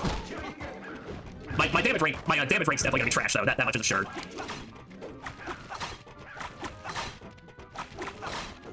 You know, it's funny, because whenever it's always stuff like this that I always find, like, so entertaining in kind of these old games. It's like, this feels like some, like, hit of 100 trials type shit from, like, RPGs and all that. Where it's just, like, randomly, here's this room where there's just, like, there's not strong enemies in here. It's all, like, the basic ones. Oh god, I'm gonna die in here. It's like, here's a room filled with a bunch of weak enemies. Okay, no, we're good. So this is the end of it. Which, honestly, boom. Yeah, you don't get a reward for killing them all. It's just the crystal skull in here. It's why they just go ahead and give it to you. I can't remember it, but I think it's like, if I remember, like, my favorite example of just like some sort of game a game where basically it uses like the what would typically be like the weakest enemy or beginner enemy and just like make them super threatening. Shin Megami Tensei 5. Oh Well, I'll get through this first. Well, you say you need a tool. Help yourself there, over there. Say, Igor's been babbling about something. Would you mind listening to Igor is a babbling. What can I do for you, my friend? Listen to Igor. Igor was eating bone biscuit when I hear manhole scratch. I turn, no scratch. I turn back. Biscuit gone. By God. Oh, Jack, get Biscuit back, please. Then Igor help you. Why is your payment biscuits? Do we not have just a fucking Hardee's around here? Is that what that restaurant is with the big star on it? Do we not have just? Does Halloween Town not have a fucking Chick-fil-A? There are all kinds of tools in here. Yep. So that's what we need to help out Clown, but as you've seen, we have entered our next secret chapter. Which, compared to the last secret chapter, this is the second and last one. But it is nowhere near as complicated or requires us to run around as much. What we need to do is drop off. The annoying part is you'll have to reclimb this tower after you do it, but... Should I enter manhole? Yes.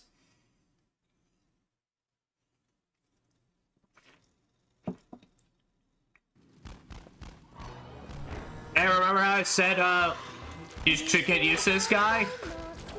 This is what I mean.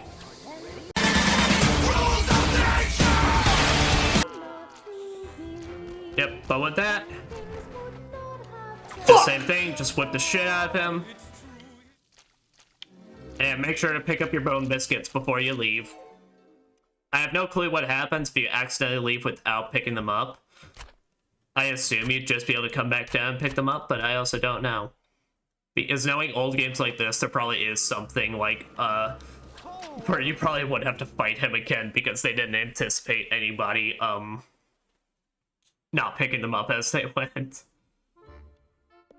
My problem is by recommending like other games like Devil May Cry 1 is a good game, but it definitely has a lot of the same mannerisms this one does, where it's like it essentially in that game's case, because it was the first of its kind.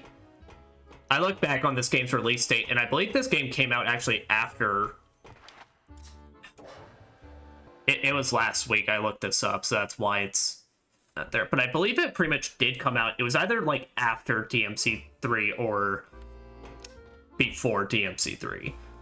Either way, it was basically a post DMC1 thing, which is why the camera angles are actually probably at least pretty better compared to some of the ones in that game. Yep, but like I said, you get 2,000 coins for your troubles, and that's pretty much gonna make up for the time loss you're gonna have for this chapter on your first run through. Jack, good. Get Igor's biscuit back. I did. I don't believe it.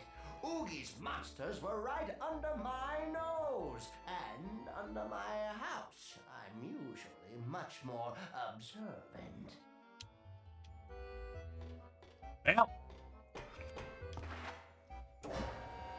unfortunately, it did find a way to swap out your brains with the weird green eyeball brain. I don't know.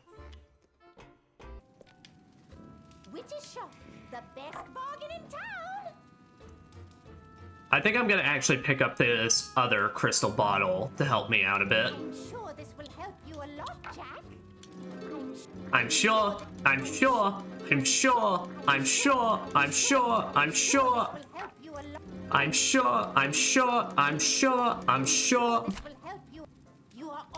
There you go.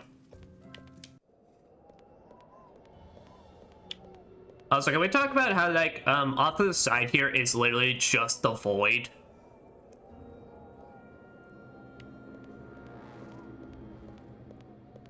Halloween Town is just built on the edge of nothingness. Merry Christmas, Hey! First try. Yep. So, scare clown into stopping, and then run up to him and use this from the menu. If you try and interact with him, nothing happens. Oh, at last, I finally stopped. Uh-oh, my eyes are spinning. Are you all right, clown? Yes, thanks to you. I hope those vampire brothers up the street are okay. I saw some of Oogie's monsters headed that way when my Sycho went psycho. Apologies about the audio. I don't know what's going on. But that gate is closed and I can't get through. No problem. There's a secret lever on the top of my house. I'll open the gate for you, and the mayor's house is on the other side. It happens occasionally, but just not others, so I don't know what's going on with it. But that is Runaway Clown completed. clear time. Now with that, let us head on to the next chapter, where chapter 13, The Vampire Brothers, where unfortunately we're gonna now meet one of my favorite enemy types in this game. I'm not looking forward to this.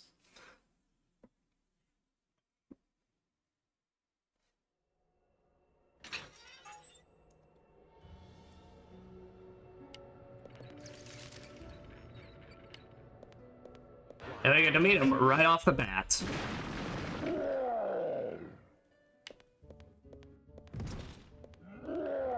And this is where we get our new battle theme, get our town back. Alright. Okay, so the main thing with these guys is you cannot attack them up front. I'll show it in a bit, but because more will spawn in. But if you try to attack their front, they block it and they take no damage. So you have to get behind them. Now, whenever you do a full combo, though, they instantly retaliate.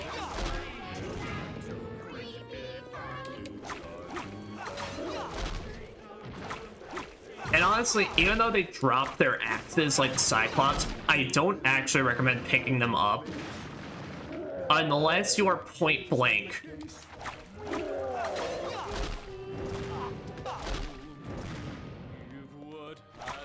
Because what happens is they can actually still block their axes if they're attacked from the front, so you still have to get them in the back. And what it is that if you can get point blank of them, you can actually still attack them up front. Because what it is then the axe's hitbox is kind of like it's hitting behind them. It's weird. But it's a vampire castle, huh? What? Tomato juice? Now that is interesting. The book says, from ancient times, we vampires have been guardians of this land. Sworn to aid the future sovereign of Screams, we will always stand by his side. This is a coffin of the youngest vampire brother, but it's empty. This is a coffin of the second youngest vampire brother. There's a coffin of the second eldest vampire brother. The coffin of the eldest vampire brother. But where are they? What's this? Oogie Boogie transformed us into 4 bats. Find us and return us to our coffins. Well, sounds simple enough. I always like the Vampire Brothers. I always found them the funniest looking when I was a kid.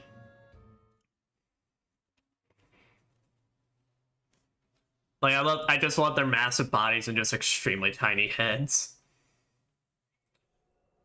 And once you know it, there's one outside here. So what you're doing? Merry Christmas. Merry Christmas. So around the level that you're now gonna have to try and explore, there's a bunch of They're not a bunch of, there's exactly 4 of them. Alright, well I missed my opportunity, but what you have to do is you have to try and grab them. So you can either, you got 2 options. You can either attempt to get a straight shot like that, where you can grab on and latch onto them, or they are attracted to the, as I was trying to do with Santa Jack's Jack-in-the-Boxes. So as they're checking out the Jack-in-the-Box, that's when you get them. Don't stand too close to them, though. I'll try and show off what I mean, but you do have to have some distance, because if you're too close, then Jack can't hit them. Vampire Bats, return to Confident Break Oogie's spell. Now, you did get 1, but you don't have to go ahead and immediately return them. You can go ahead and you can get all 4 before you return them.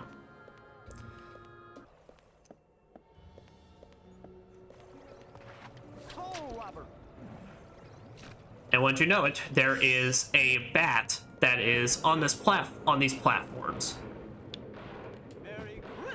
So what I would do is just set up your Jack boxes.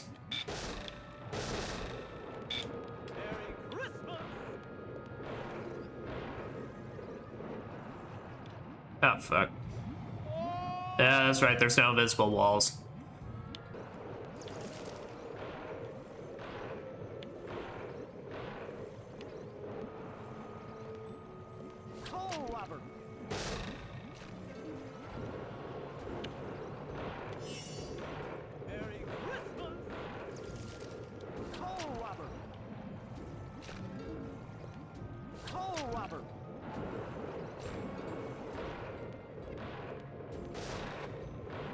Oh, come on.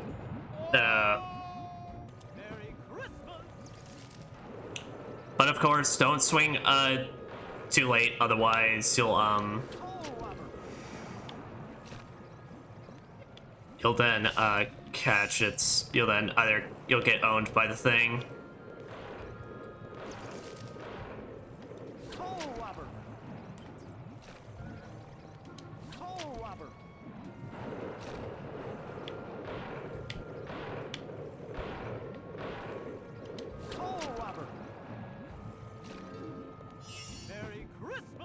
Come on, no, motherfucker. Oh. There we go. Nice. Alright. So I said, so that's what I mean. So if you get them attracted to your, to the Jackbox, keep around this distance, because otherwise, if you're actually too close to them, Jack can't grab them. His Soul Robber, like, undershoots them. It's weird. Alright, now for our second most annoying one.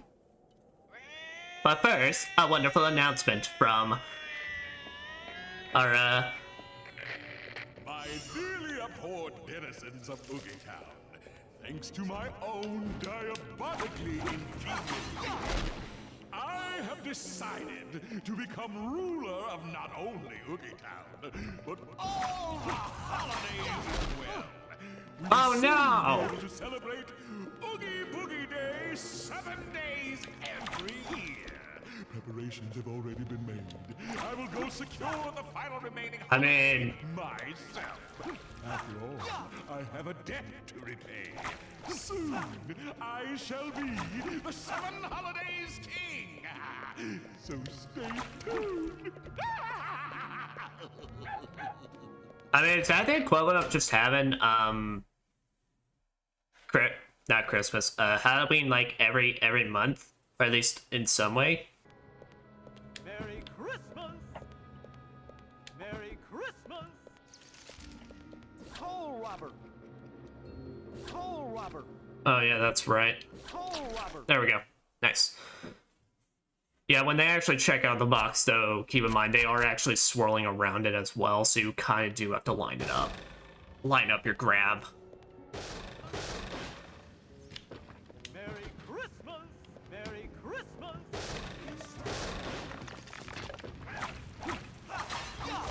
Coal Also, I forgot to mention, so yeah, so our upgrade to our Soul Robber is what's causing that Wrecking Ball now.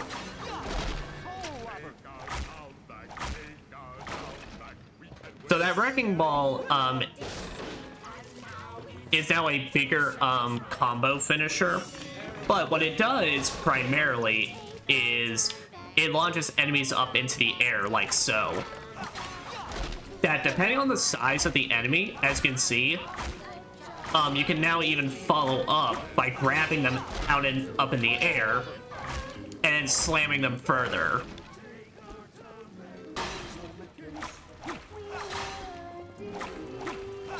All right.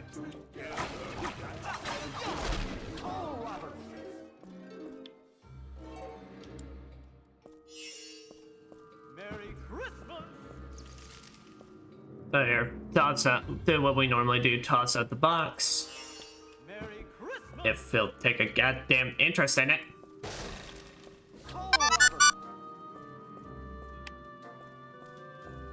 Please. No, you. No, you bastard.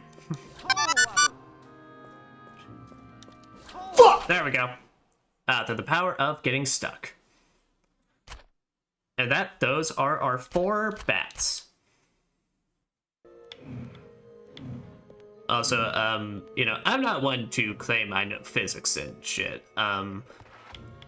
But doesn't the sparks on the ground kind of indicate that because those are constantly scratching at the ground, rather than keeping going forward, that they would just get stopped at some point? Just because friction. And you know what? It's a video game. I'm just stop talking. They're magical guillotine axes, or whatever the hell you call those things. It's magic. Ooh. All right, so now it becomes the annoying process. You gotta do this one at a time. And you get a cutscene for each and every one of them. Because that you can technically keep coming back here to drop each one off, but there's really no reason to.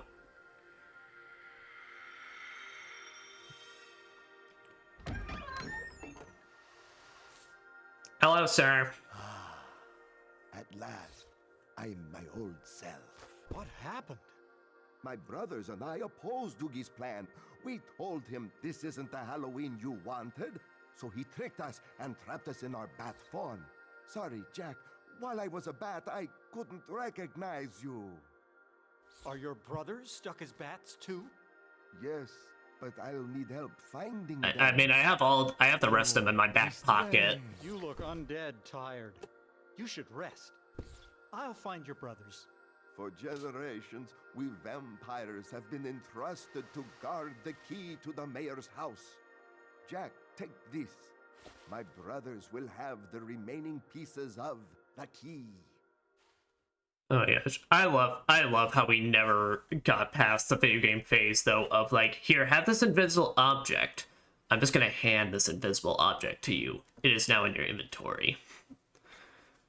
Alright, one of the 4 keys needed to enter the mayor's house.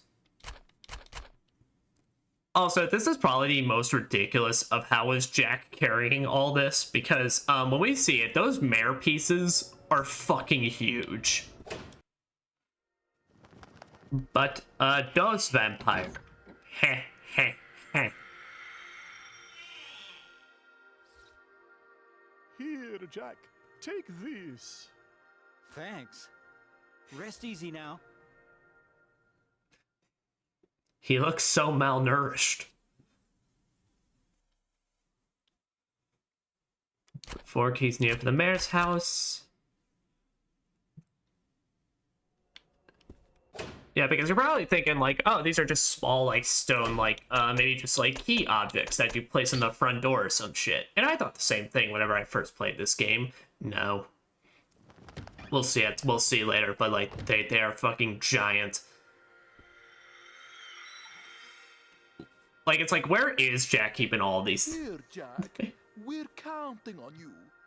Good night. And unpleasant dreams. because it's even funnier, you know, it's just an adventure game thing, like how is the main character keeping all this? With Jack, it's particularly funnier because, I mean, fact is, look at this man. Where? I can't even make the joke he's shoving it up his ass because what ass?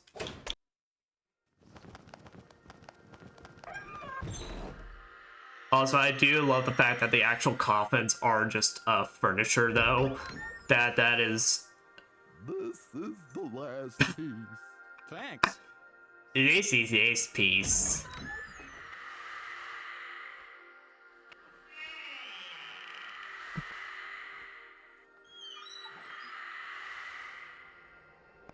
Now the way to the mayor's house has been opened to you, Jack.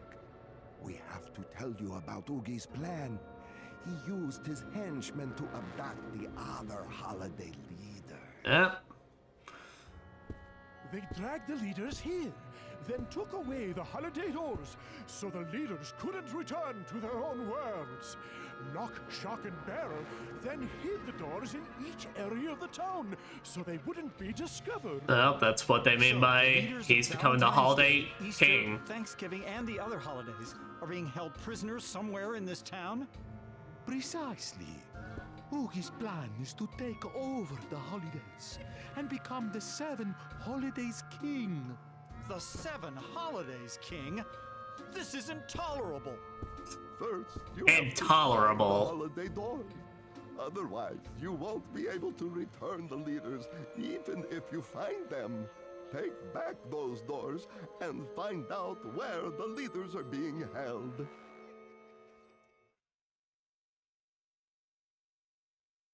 Yeah, but then same shit, different story. But what 4 keys needed to enter the mayor's house? Oh, we already said. So let us move on to the next chapter now. Chapter 14, the mayor's madhouse.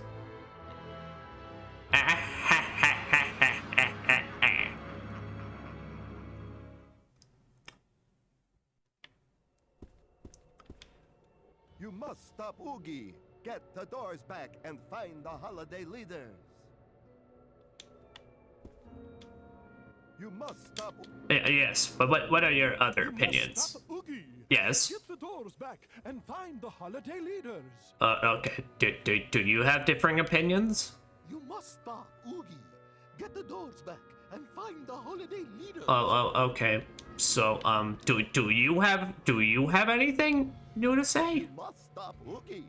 Get the doors back and find the holiday leaders. What are you, a fucking barbershop choir? Yeah.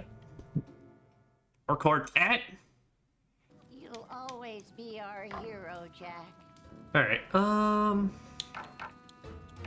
yeah, let's fully upgrade This Pumpkin will take King. All that screaming to the next level. You're always welcome. And now we'll restock. Congratulations! Oh, thank you. You found 4 skulls, Jack.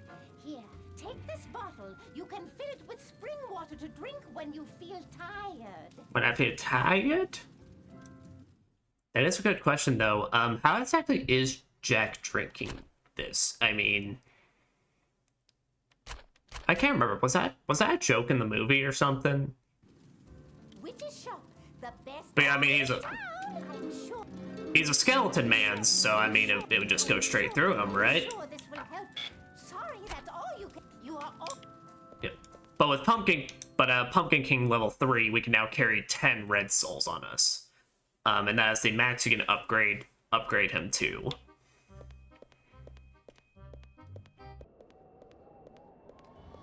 But so I mostly enjoy a lot of those songs because I love how pissed Jack Skellington gets in those. I don't know why. Like I said, I find this game funny a lot of time because of just the concept of Jack Skellington, of all characters, kicking so much ass.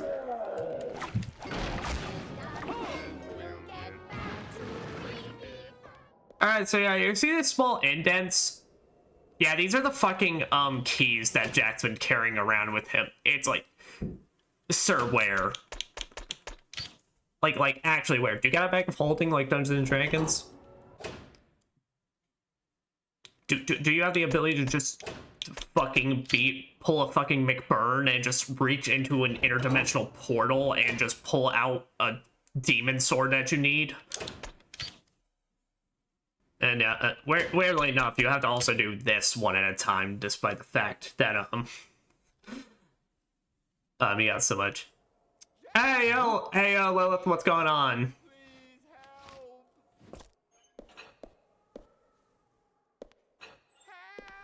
Hope you're doing having a very lovely day. Unlike our friend here, he's not having too good of a day right now.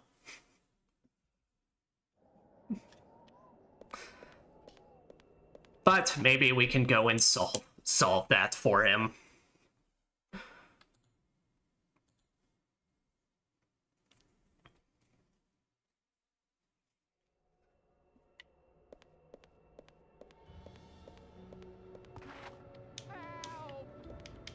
The mayor used this to spread the news. Also, as we run up this ramp, I really hope you appreciate the bear just going, "Help!" Santa Jack said traps. I'm here, motherfucker. Chill. Mayor, are you okay? Jack, oh, you don't know how happy I am to see your skull. I thought I'd be stuck here forever. How did we? Okay. Do you know where the holiday door is hidden in this residential area? I saw some of Oogie's goons up on my roof. I wouldn't be surprised if they had it with them. You'd better climb down from here and evacuate to someplace safe. Thank you, Jack. Good luck.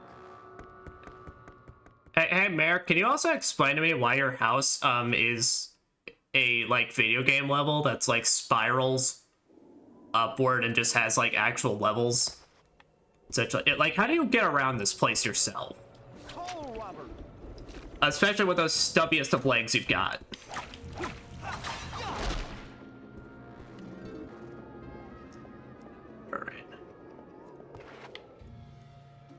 Alright, and that goes for this part here. Be a little careful. Because I've had plenty of times where I've been trying to rush through this level and, yeah, fall down and all my progress gets kaput. Oh yeah, no, they scream at you. And my favorite part is, of course I don't plan to get it, but those results screens, at the end of them, if you get the worst, so like the town residents, they like say, like, they like sing your praises and such. I don't plan to get the worst ranking in this, but if you get the worst rank in the game, which is C, all the townspeople start pitying you and be like, and they just go like, oh, ew. It's like how if you get, like, I just got there the B rank, like the witch says, like, you'll get him next time. On C, they're just like, that's not the best. Chapter 15, Rooftop Rumble.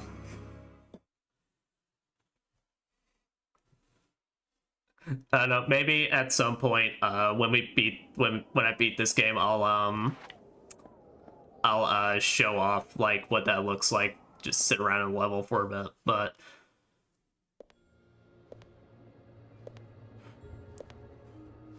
Well, if it isn't the three little pranksters again. You're not still working for Oogie, are you? Jack, what do you think? We're playing! And winning! Another round, Jack? As if you had a choice! It's time you three learned all games must come to an end. Especially this one. I'm gonna beat the shit out of you. But welcome to now the... I don't remember the name for this trio. The three little shits. Over here! This way, this way! Now I do like the actual like Oogie in the background though, but so there's two phases to this fight, pretty much.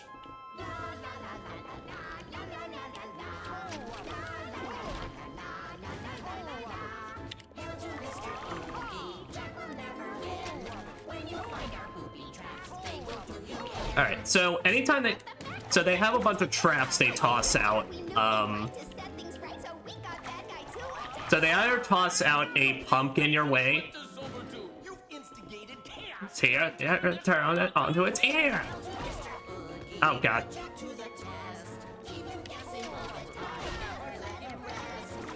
So one's a bomb, one's a rock that just deals damage. Or actually, I think that's just bombs. But anytime they throw a bear trap, take it, and if you toss it at them, it stops them in their trap. Giving you a chance to whip them and get your combos in.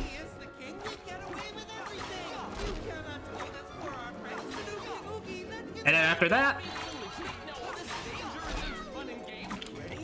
it becomes now you're fighting all three of them. Everything.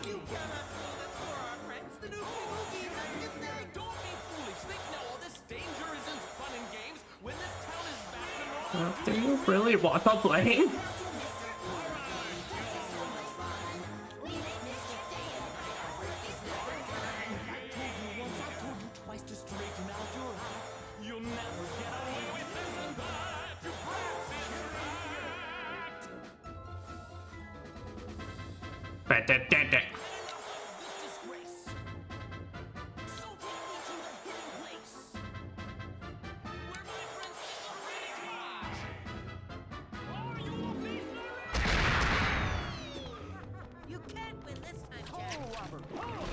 Alright, so the biggest thing is you're listening out for sound cues because each of them have their stuff where it's like they scream out like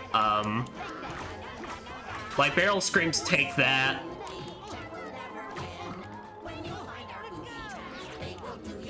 Okay. Yeah. So in this fight, I tend to prioritize what's her name? Shock. Because of that magic stuff she does.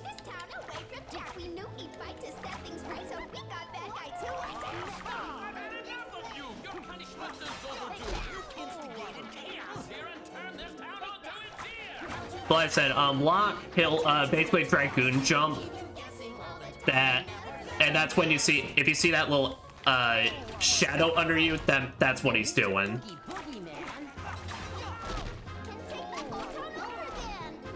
But otherwise, my best strategy, I whip them up into the air, full combo if you have level 3 at this point, and then grab them out of it and throw them into the other ones.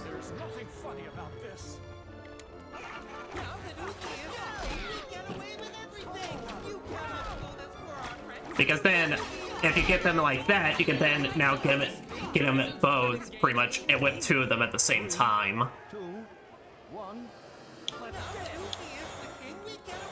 Everything. Oh, they're fun and games. It sounds back to normal. Do you really want the blame? Oh, no. Right. Done.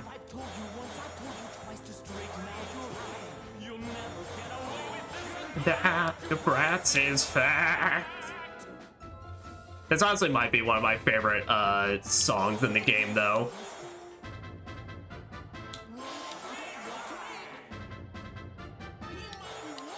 I think it's mostly because I find a very big, what's the word, catharticism from just being able to just beat the crap out of these little shits. Because we like to say in this industry, man, fuck these kids. Fuck them kids.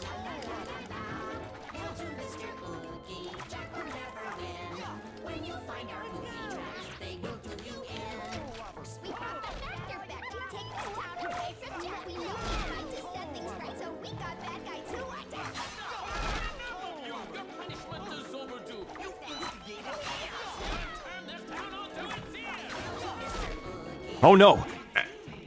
And they all share a life bar, so as long as you're hitting one of them, you're getting all of them.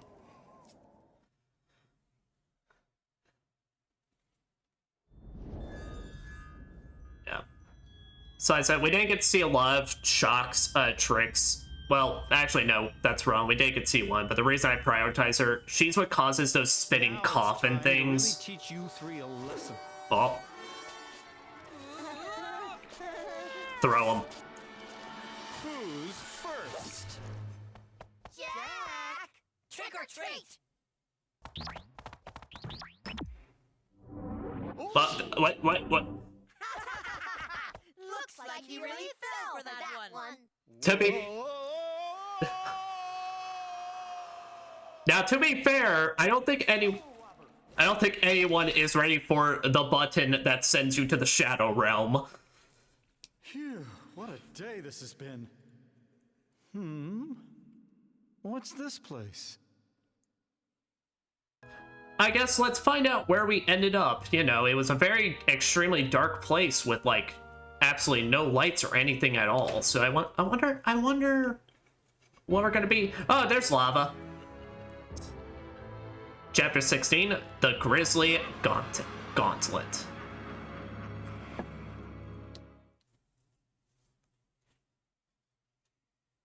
The Oogie Corridor, the Magma Maze. What is this place? There's nowhere to go but straight ahead. This place is filled with Oogie's booby traps. I don't think I care to fall into that lava. I don't think you would, Jack. By that, did y'all know you can actually kick lava? Alright.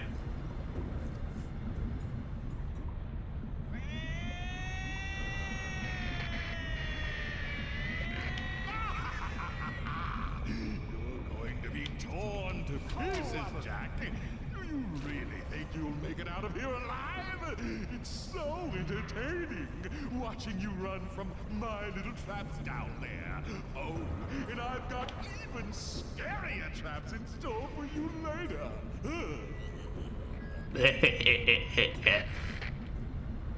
Yeah, so this is Oogie's. This is Oogie's Gauntlet. So this is basically, for all intents and purposes, a platforming parkour challenge. Now, if you do fall into the lava, like every other pit you fall into, it's not insta-kill. It's just a little off your HP. So this does partially imply that Jack is lava-proof. So think of that what you will. Also, I do gotta say, I do like this little song. Come on!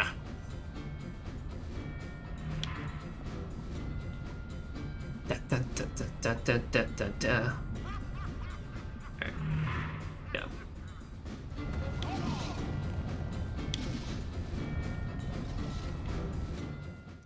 And that completes the first part of the gauntlet.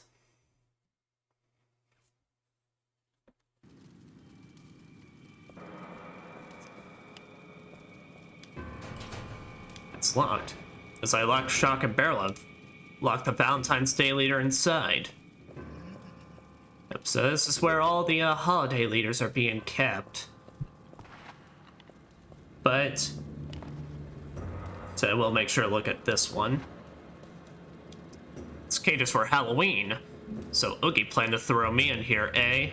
He did. Well, hello, sir. That corridor looks rather nasty. It would make a lovely park for the children. Don't forget. Save it now. Or is it doing it again? Is this indicating that that the three Mr. Hydes made it through that? Because can I see that? Can I see the recording on that? Because that's quite. I'm quite interested to see how that looks. No one's inside. And then Oogie throw Sandy in there. Ba, ba, ba, da, da, da, da. Oh, hey guys, he's back!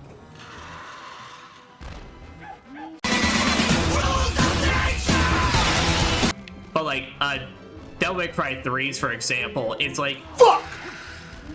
By the time you do that by the time you do that boss rush, you know, every single boss you fought at the start of it was like extremely tough and like adrenaline filled and such. And the rematches are just as intense, but it's like but you have so much better grasp on the gameplay. You've got a much bigger HP bar to actually take some hits, and it's like, to me, that's an example of just like stuff I like when a game wants me to rematch bosses. That's what I like think of as a good example. Also, I applaud them for also not being complete dicks, and it's like, because I could have totally had this stuff set up so like when you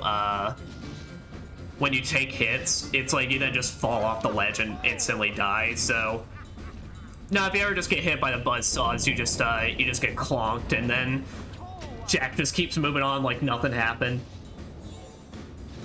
I have to imagine what it is there probably was a build of this game where they did knock you off and then people got fed up.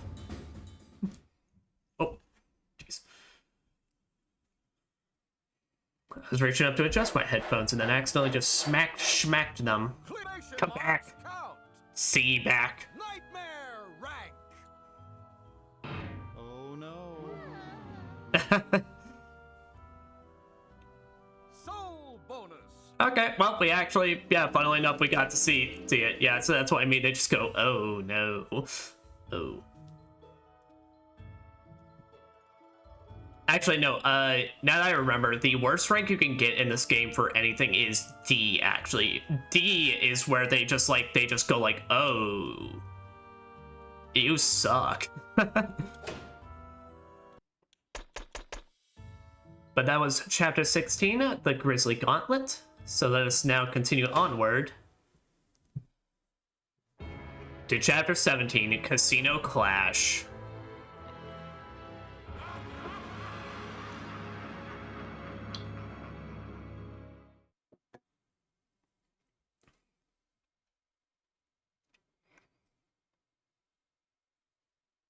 The Oogie Corridor, Twist of Fate.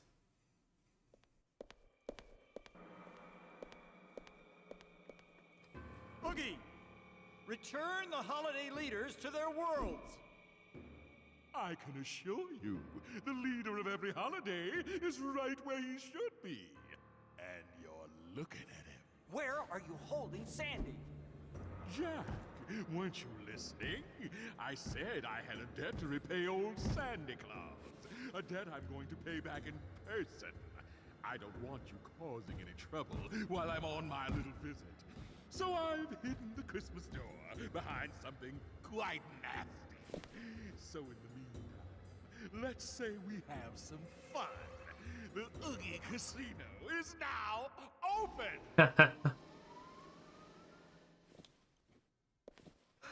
Oh, suppose nothing changes. What are we gambling for, you ask? Nothing all that valuable. Just your life. Cue the music. Doesn't matter if it's Kingdom Hearts 1 or this. We're fighting in a giant casino wheel.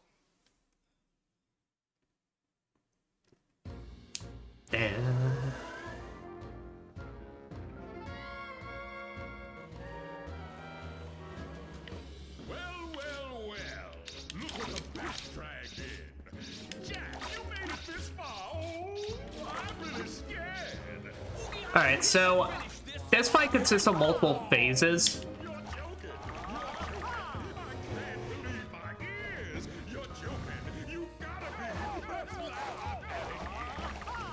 Now, so whenever he's in the middle here, he causes these card things to pop up. Now, as he's doing this, blades are going around his centerpiece that can hit you like that.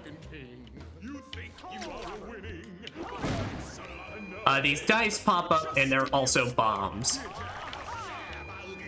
It's going a bit fast, so it's hard for me to talk about it.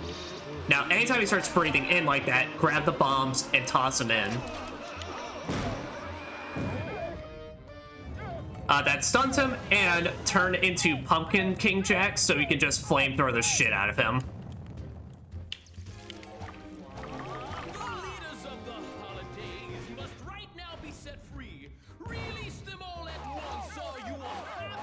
Yep. Anytime those cowboy robots pop up, they're attempting to shoot you, but if you get them before they fully go out, you can cause them to shoot Oogie instead.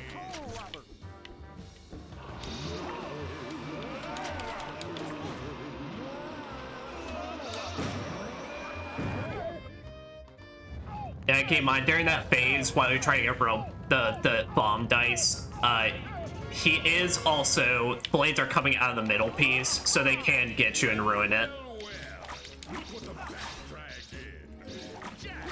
But yeah, it's whenever he goes, the part of the song hits where he's going to whoa-ho, whoa-oh. Oh, time to focus.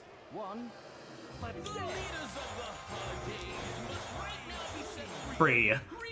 Demo once or deal with me.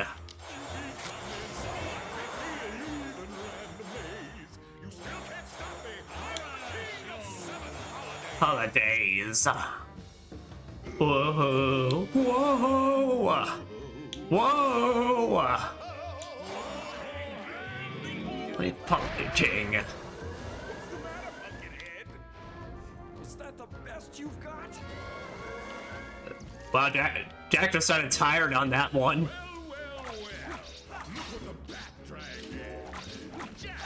Like, Jack just wants to go to sleep. My man's just tired.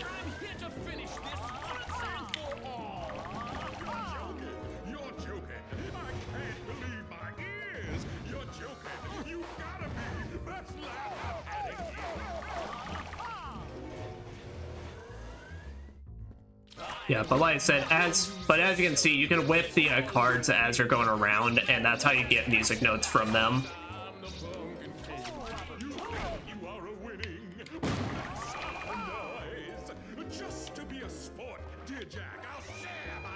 Always.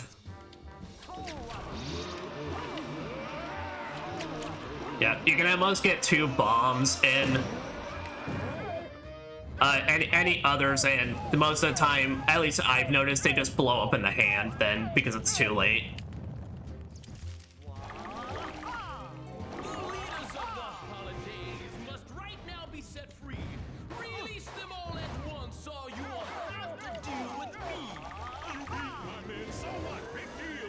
You ran the maze. I love this song. This is probably one of my actual favorites. I'd say actual. I love all the songs in this. They all go so hard. Oh yeah, be careful. When he is sucking in, he is actually dragging you forward, is the thing.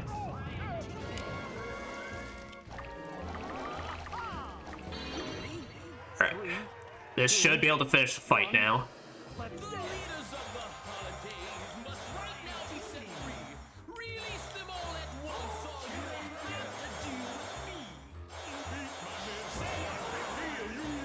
The maze. Holidays.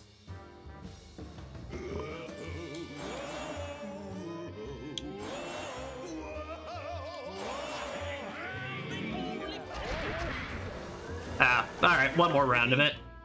Unfortunately, I'm out of... Oh wait, we're good.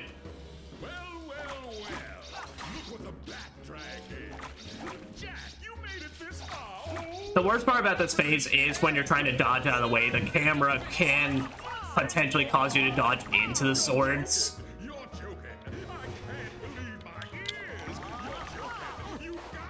Alright. You can sometimes soul spin them to get them to aim upward at Oogie, but honestly, it's so inconsistent. You're better off using Pumpkin Jack.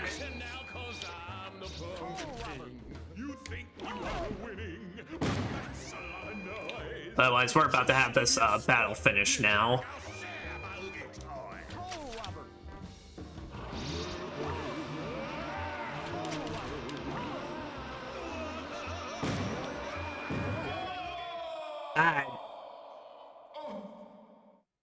Okay, with the worst case of heartburn to finish off the battle.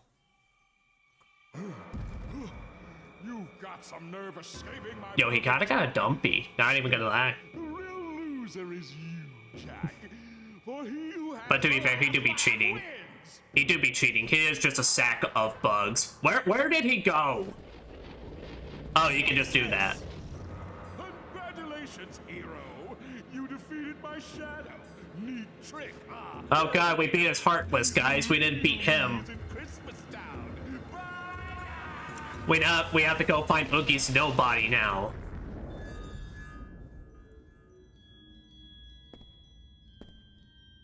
The Easter door? But where's the Christmas door? I'd better get back to the plaza. It's through some bullshit, Jack. Oh, okay.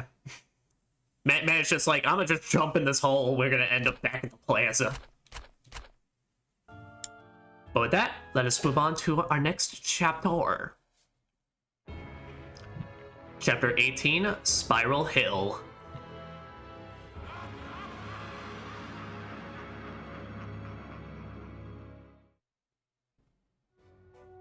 And just like the movie, let's rise on out.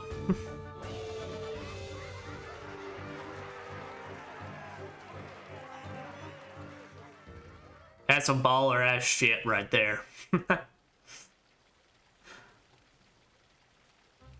Alright. Well, since everyone's around, firstly, I'm gonna heal. But now, let us talk to everybody. After that ride, I got a need for speed. Clown for the next Need for Speed movies. Clown Tokyo Drift. Everyone's come to cheer our Pumpkin King. Yo, I'm Why don't floating. you take my quiz? It'll spin your spine. Motherfucker, no. Go get that Oogie. You're the only one who can do it. We're all counting on you, Jack. Understood. Behemoth, how you doing? How you doing, my sweet, sweet boy? Take time to grow back. I'm sure they do. I grow again. My job. And you do good at it. I love Behemoth, he's such a mood.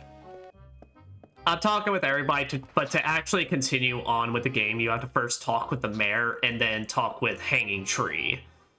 Everyone else is just purely optional dialogue. Get that Oogie. He trick Igor. Sir, he did like the least amount to trick you. He literally just had the doctor tell you stand guard and then took your food. Mayor, I have a favor to ask. 5 holiday leaders are trapped in Oogie's hideout. What?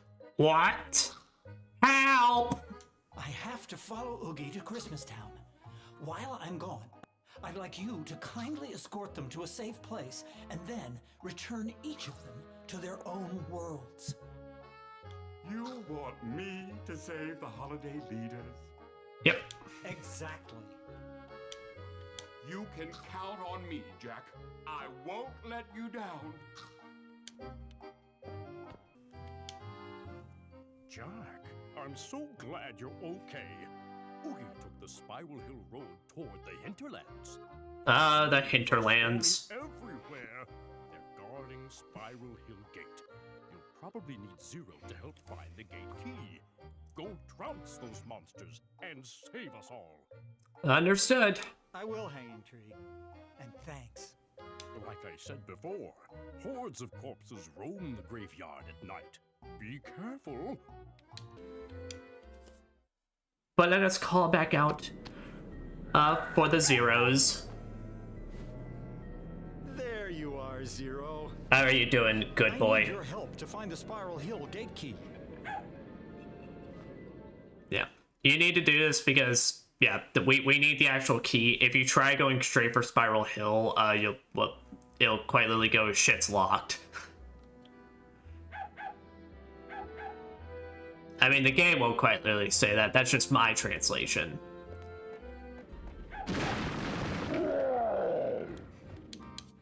Actually, no. You can literally interact with it before then. They're at least polite and let you do the cutscene. There it is. Thanks, Zero. Henbane. Right. For Southgate to the graveyard to Spiral Hill. Shawait.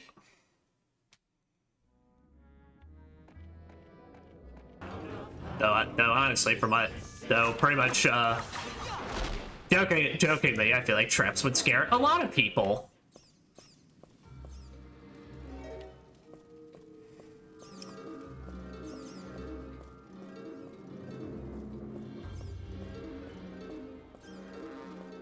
What on earth is this chase the mouse shit? Well, that was mildly disappointing. That's like getting fucking raisins for Christmas. I just said fucking. That's like getting raisins for Halloween. How do I? I've literally been saying Halloween for like the past fucking 2 hours. How did I fuck? Oh my god.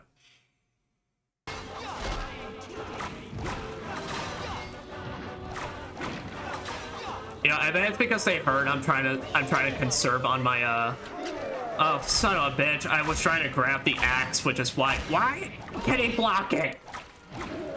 I'm smacking you in the ass. How are you able to block from the front?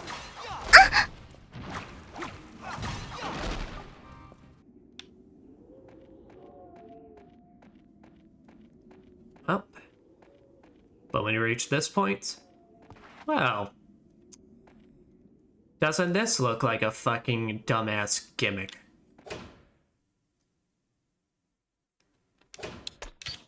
Yep, so look at the shapes and then place the appropriate holiday doors. There's one for Valentine's Day. There's not one for all of them. It's only specifically these 4, but Valentine's Day, and then Halloween and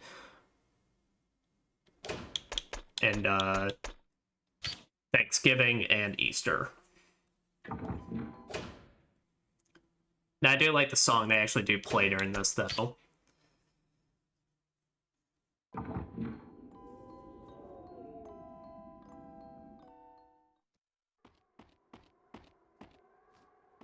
Sally, you shouldn't be here. It's dangerous. That's where she was.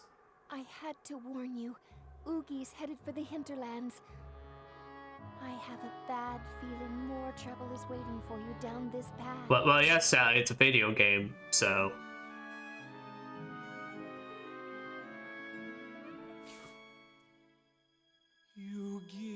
Also, I am gonna turn the volume down on this even more, just in case this ends up triggering anything. Because last time YouTube did unfortunately almost threaten me a bit, being like the start of Sally's theme in the graveyard bit. It didn't copyright flag the video or like strike it or anything, but they did just go like, hey, there's a little something here. There's some bullshittery afoot, so that's why I'm also turning it down and talking over it like this. So hopefully, maybe that nothing gets caught or triggered. But I will say, I find this scene very cute. But it's okay, Sally. Nothing's going to stop me from returning Halloween Town to how it was before. I can now turn it back up. But I do have to say, one of the biggest things I think they could have done more of in this game is kind of give... Its storytelling is definitely there. Like, of course, you're not playing this game for its story, really. You're playing because, A, the concept, playing Jack Skellington in a fucking action game kicking ass and such, but I definitely feel like they could have done a bit more with, like, maybe the characters, or especially, like, Sally. Oh my god. Sally's a bit saddy. And finale, that is pretty much it. We're just gonna take us about, like, 2 or 3 hours. Hey, buddy, what's going on? 'Twas a long time ago, longer now than it seems, in a place that perhaps you've seen in your dreams. Hey. And since we're actually pretty far now, I'm gonna let this intro play out now, since I didn't at the very start, since, like I said, it was very spoiler heavy. If you haven't Oh yeah, no, oh no, I have loved playing back through this. Like I said, this game is forever a guilty pleasure for me, and I love it.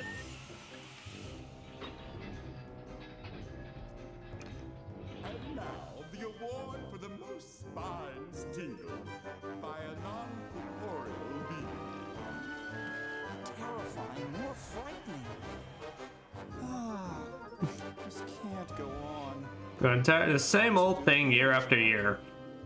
We should all be inspired to do something different. We need Pumpkin Jack longs for a whole new Halloween. I don't. Yeah, no. So like this, like weirdly, just kind of summarizes everything that you start off with. Weirdly enough. Yeah, I don't know why they call him Pumpkin Jack. I mean, he do be Pumpkin King, but like. You give me strength, you show you care.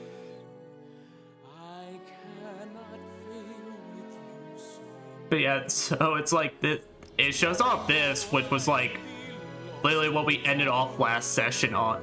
Yeah, no, they do. It's the only intro I can think that's as like spoilery as this is the intro to the first Nier game, because that game shows you everything. I don't know if they fixed it in Replicant, but in the original Nier and stuff, they even showed you like some parts of the damn final boss and such. So it's that's why I was like, I went into the last part.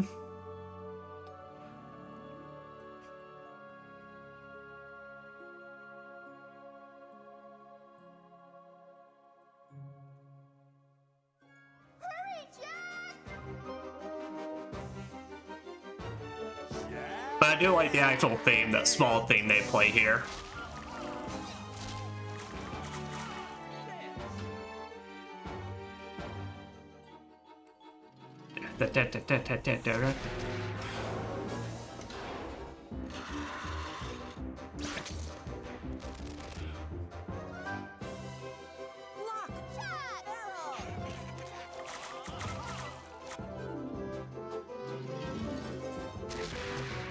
Yeah, that's why we kicked shit out of the kids. Put me down this instant. Oh fuck, alright. Well, I forgot they even showed that part, but oh well. To be honest, part of me wishes I played this as a kid. Part of me knows I would have been very frustrated at points. That's fair. Like I said, it's definitely... The Nightmare Before Christmas. Oogie's Revenge. Yeah, no, okay, so I forgot they even showed... I thought at worst they showed the Christmas tree, but I forgot that as well, so... Welcome back. Yeah, we might have gotten a little bit of a future sight into what we're dealing with, but...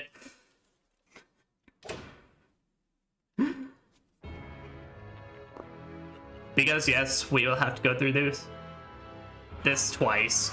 I do wish more games have musical segments like this one. Honestly, I think there's like... I definitely think there's like always... I wish like, you know, if you want to do like action type games for like stuff like this, I think do it like this game where honestly I think it kind of does perfectly, where like boss fights are just have their big musical segments and such. I remember some like PS3. I think we were talking about some PS3 action game that was like kind of rhythmic combat or something. I can't remember what it's called though. Anyway, so this is the Hinterlands. Very unique looking. It's definitely one of my favorite looking areas in the game. Now allow me to show you the gimmick. You notice how this map's fucked up? That's because it is. This is one of those kind of maze-like levels where you go out certain exits and basically you end up in a certain other part of the map. So you gotta like kind of like basically experiment with locations, see where you pop out, and then pretty much narrow it down to wherever it is. it's not that bad. It's just kind of like, oh, trust me, like I said, it's one of those things where on future playthroughs it's not so bad, but yeah, no, on your very first, it's very much easy to get stroked. Like I said, it's like, and for reference, all I basically have is like, all I have it as is just a, as a left, left, down, left, bottom, right.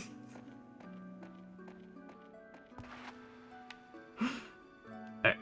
But here's our gimmick. So, what it is you're basically going through separate parts of the map to try and figure out where, of course, the doors are. And when you find the specific door that we need, or that you already have, then you slap it on in there.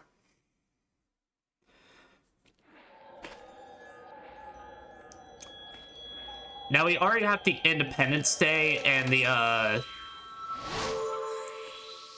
St. Patrick's Day door. So what it is that for those, all we gotta do is slap them on in here. We needed to use certain holiday doors to get... I forgot the man just went like, oh, well. Oh. Good, I love Jack so much. He's such a fucking nerd. But we had to use certain holiday doors to get into the hinterlands to begin with. So we're slapping in the ones we currently have, but getting the Oogie versions of the ones we need to swap out with. Now this one, it's easy to get hidden because because they're throwers, but like I said, I just ignore them. There's only 3 of them in that room, and once you defeat them, none extra spawn.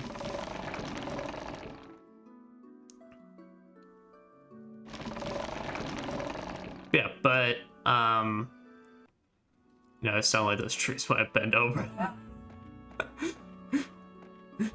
My bones are extra crunchy. Dude, that's probably what fucking Jack sounds like as well when man has to get up in the morning. Alright. But to get the door, all I do is interact with them. But as we're about to see, we're gonna have to do combat challenges to get these doors.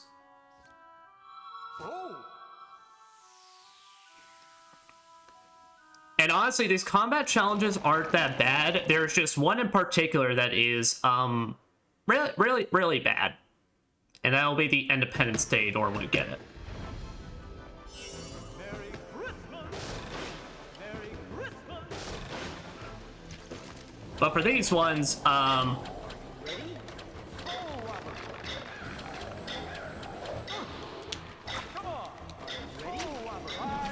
okay.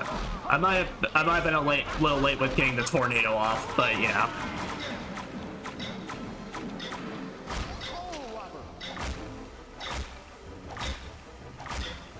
Boom. Boom. Is it like the barrel fight? Not particularly. What it is they're I get it. If yeah. I replace these Oogie doors with the real holiday doors, basically you're just given a time limit to defeat all the enemies. all the doors back in The Independence Day door, okay, you might be saying, is it as hard as barrel fight? Not in terms of difficulty, more like in terms of you're not gonna die to it, but like the timing they have and the amount of enemies is extremely strict. I'll show what I mean.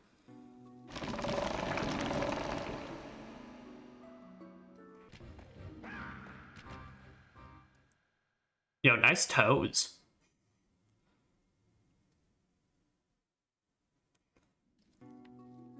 And this is where we get the Valentine's Day door. I don't remember which combat challenge this one is, but there's one that I know is like, it's like 2 ghosts and then some Cyclopses. There's like one that's nothing but Cyclopses, and then the Mad King ones. And then, like I said, there's the Independence Day door, which is just a lot of skeletons. Surprise, motherfucker! Yeah, so this one's, Yeah, so this one I believe is just these 3 Cyclopses. Or not Cyclopses, Mad Kings, I think.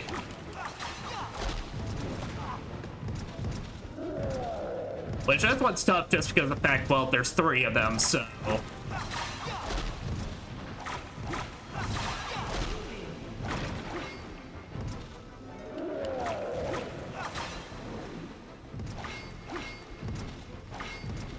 So at least initially getting behind a lot of them is kind of problematic, but... It's like you've had tons of practice with them at this point, so it's nothing new besides time limit.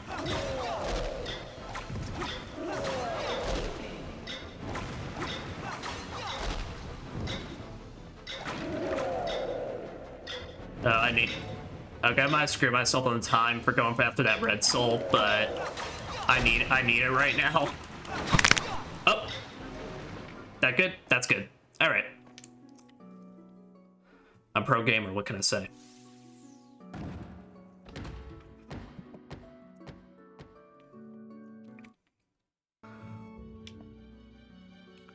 So now, the Independence Day door. So, to explain the strat with this one has like a million skeletons in it, and a Cyclops gonna pop up every now and then. When the Cyclops pops up, that is what you're gonna use your red souls on. Is you're gonna go Pumpkin King and blow them up. Everything else, you are going to Soul Robber.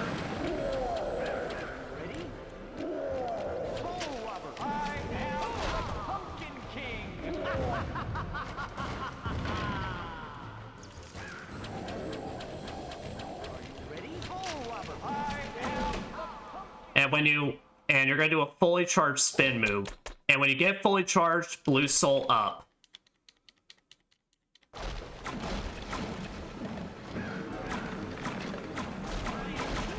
And like I said, when you see your soul robber ever go yellow at any point, that means you need to refill up.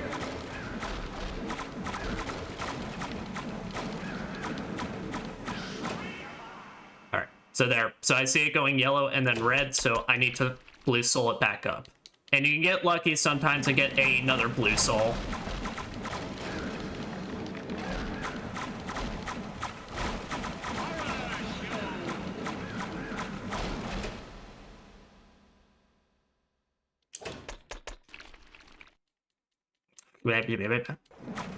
Hope y'all enjoy that sound because we're going to be hearing it quite a bit for the next couple of minutes.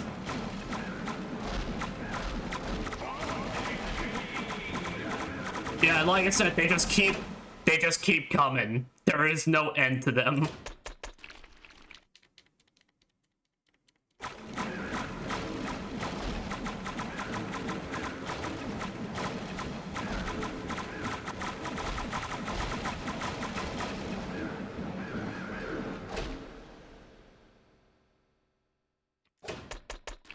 Well, like I said, the moment you see a Cyclops pop out, though, you need to go Pumpkin King mode and immediately just burst on them. Which is the triangle move where you do your big AoE blast around you. Alright, no. And if you ever lose grip of them, it's fine. Just taunt one. Just taunt one, grab another, and then just keep at it. You could try charging up, but that's just going to take a lot more time.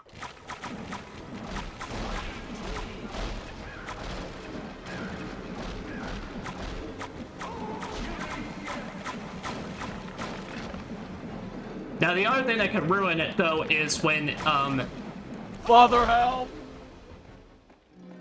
They decide to get like that. Wait a minute. I thought there were Cyclopses during that one.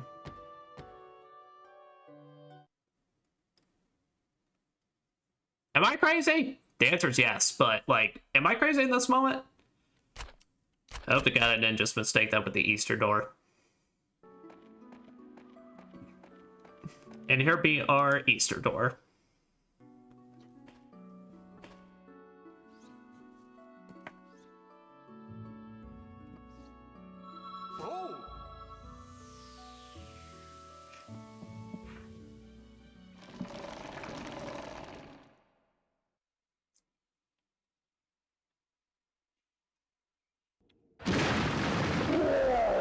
Alright, so this one's 2 Cyclopses, and then... well, 3. But after you kill these 3, you're then gonna get 3 ghosts that appear. The easiest way, of course, just take out the 2 ordinary ones. And then deal with Big Boy. But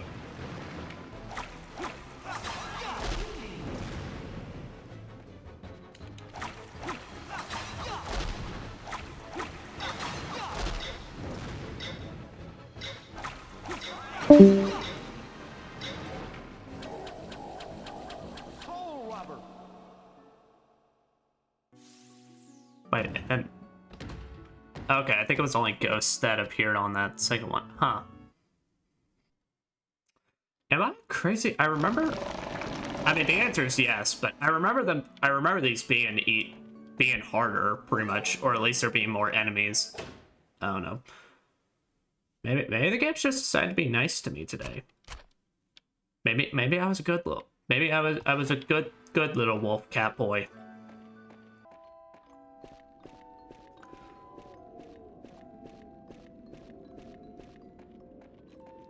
Yeah, so unfortunately, I think that's definitely the part where I smell the most that it's like, okay, no, very unfortunately, the budget was running out for them at this point. Given you're basically running through this place twice.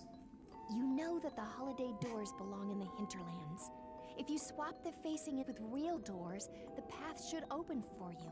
Thank you for explaining me gameplay mechanics, Sally. But no, I mean, this is definitely kind of like one of those moments where it's like I can smell the moment. It's like, okay, no, this is exactly where they were saying the budget is running out. We need to use whatever resources we got left to make it work. So just take them all out and then slap in all of them.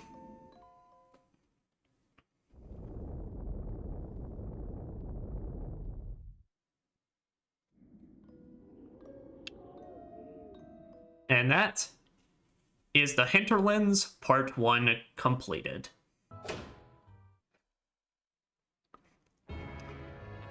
Chapter 20, Fire and Ice Frenzy. Well, yep, so I'd like to say we could immediately go into the Hinterlands Part 2, but it seems we have some problems.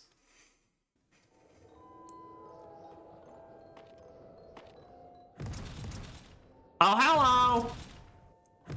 We just showed up.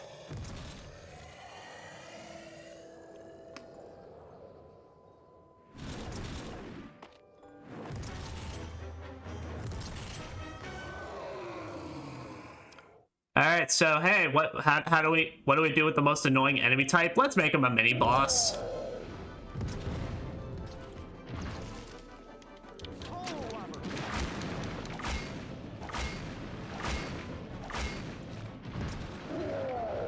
Alright, so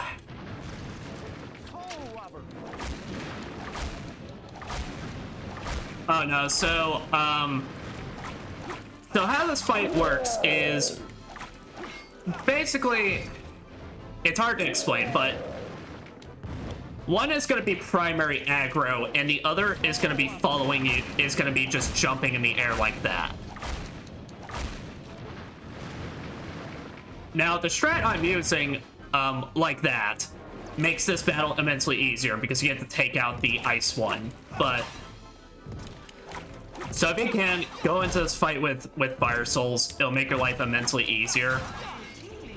Because otherwise, what it is these ones have better range than the normal enemies you've been fighting. And on top of that, like I said, what it is that one will be following you around, like the fire one's trying to do right now. And then whichever one's not following you is just gonna be jumping up in the air, effectively lowering your movement around the arena.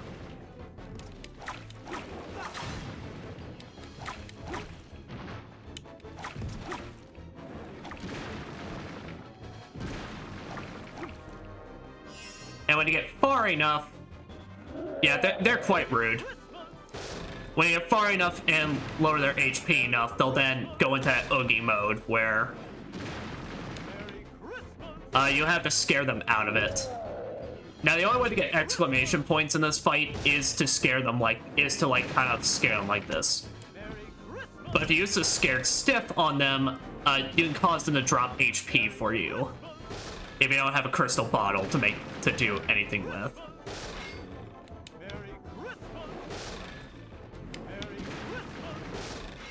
So I said I'm only doing this so I can build up the exclamation marks.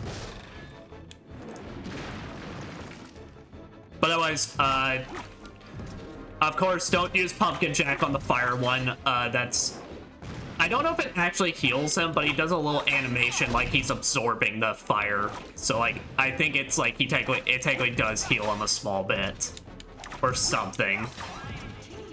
But yeah, I mean, once you get it down to 1, this just becomes the fight now. Just like how you handle any one of these. Merry Christmas, kaboom. Indeed. We just exploded shit like it's Die Hard out here.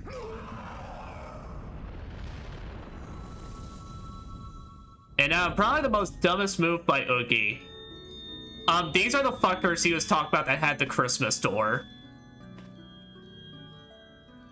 So let's keep in mind, if Oogie just didn't send out these guys, I need a soundboard sounds from this game. I'll look into it.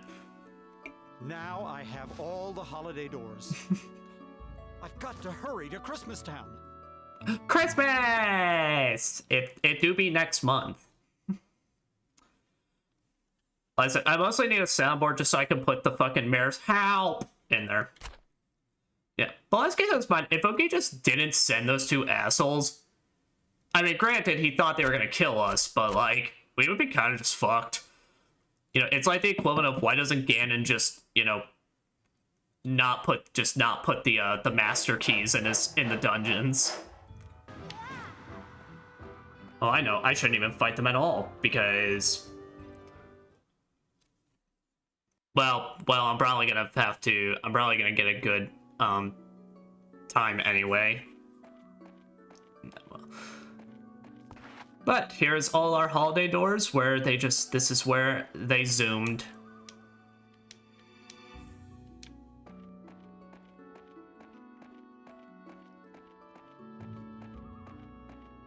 Now all that remains is fucking Christmas time. Because I mean, we do be in November, so we might as well be everywhere I go is pretty much already celebrating Christmas. So this kind of just works out.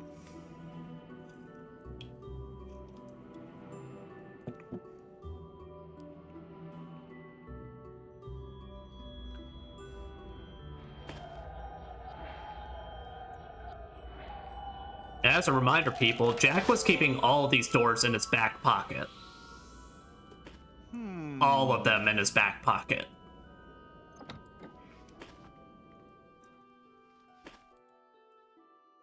I don't know how. I don't know if he's got like just a bag of holding or what, but it's like it's somehow. And zoom.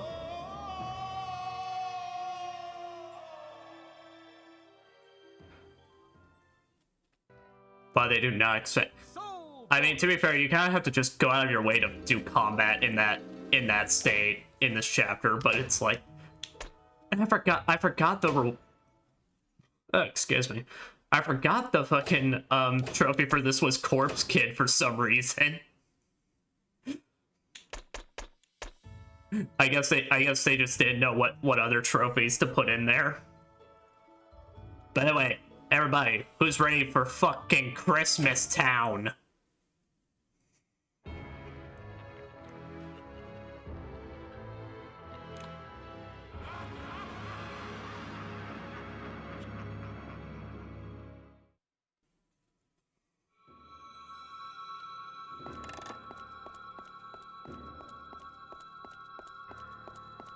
As the mayor is implementing his teleportation powers, I guess.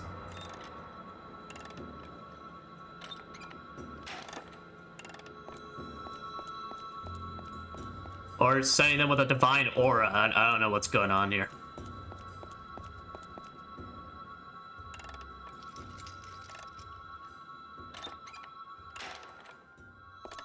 Jack! I rescued all the holiday leaders. Good job. Oh no! I've got to hurry. Ba-ba. Ba-ba-ba-ba-ba-ba. So welcome to Christmas Town. Now, a thing of note though, if you need to return to Halloween Town, you can return to it through here. We'll be doing that, but at a later point. Hassan, what you got? What you got? What's your opinion on the situation? Clean and pretty. How awful. I didn't want you to get homesick, so I scooped up some water from the Halloween Town spring. Don't mind the slime. The slime. Do you want to put the water in your crystal vial? I would love to. Don't forget. Save it now, or risk doing it again. Nah, I mean, we're fine. But yeah, so you know, we gotta go back to town for the... There's trouble everywhere. Oh no. No. There's smoke clouds in the air. Oh no. I can't believe my eyes. I have to help them. Hurry, Jack. They wouldn't dare. Hello, small one. The Christmas tree's ruined. Its decorations are scattered everywhere. Can you help us fix it? I suppose. The streets are lined with little creatures crying. All the others must be hiding. Christmas spirit is subsiding. Oh no. No! Oh no! In order to restore the tree, you need a star, a Christmas stocking, a red ornament, a blue ornament, a candle. You know, I feel like there's much more urgent things at hand, but I guess, yeah, let's restore a tree. But that's what this chapter is. It's basically... You're running around the stage and doing various tasks to get these ornaments for the tree. So if I can't get in the house, but what if I light these up? Oh no! What now? The peaceful town is ruined, and look, the Christmas tree is bare, attacked by someone. One of them will be inside of here, which is our hidden place 17. Bat, bat, bat, bat, bat, bat. Everywhere. Oh no! I love this song that plays during this. It's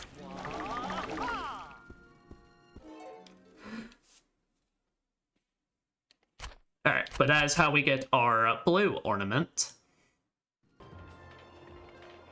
Now another thing is this merry-go-round, so I'll get a better camera angle of it. So what it is you can whip it like normal, but these cat ones, they throw out bombs basically that if you soul spin, you can reflect them back into the carousel that like instantly murks them. Funnily enough, this can also be technically, this carousel help you get your good combos for this stage. Honestly, this is like a point in the game though, I would say, if you don't have Soul Robber level 3, I would honestly grind a bit just to get it. It'll make your life immensely easier in the next couple of, for the next couple of missions. But after we do it, we get the sack. Get the Christmas stocking.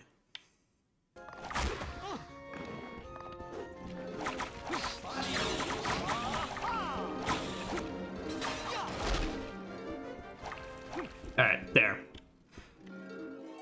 That's how we get our candlestick. Now, but once you grab it, that'll switch the direction of the tracks. So then that way, now you can go along this way. Grab onto this, and we can get our star. So now after that, we just need our last ornament.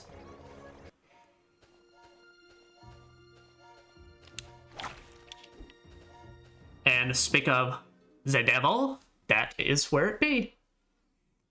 Raises one spirits when placed on a Christmas tree. And that's basically Christmas Town. Yeah, it's kind of just this one zone, and then the next one we'll deal with. But once you got all your stuff... Wow! You found it! Hurry and hang it on the tree. Thank you, sir. You found all the items. Now the Christmas tree is ready for... I know, I'm pretty badass.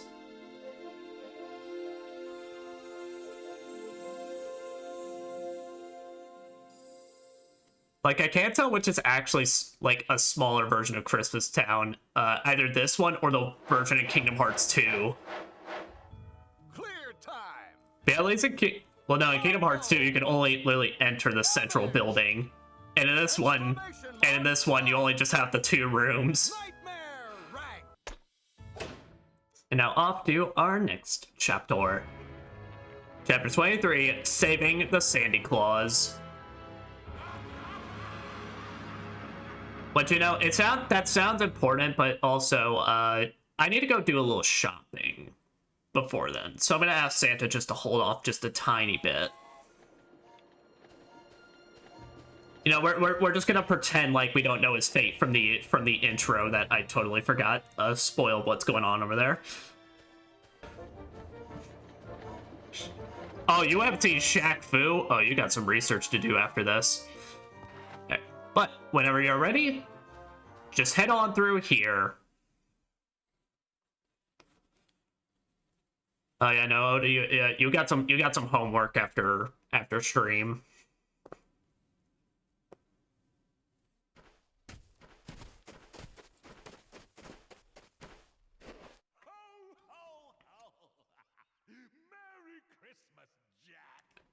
But it's November. What's Santa doing up there? Put me down this instant, Sandy! I forgot they do a fucking kadunch noise.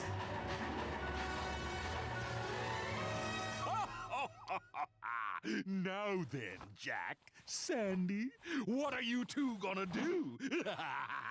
It smells fun to watch. It's payback time. We gotta get him down. But how? Oh, I don't know. Change the tracks to buy Sandy some time, then stop that train. You know, Oogie, why didn't you just drop that? I don't know. The knife on that train is going to cut the rope. No, we have to make it complicated. Somebody do something, quick! This can't be happening. All right, so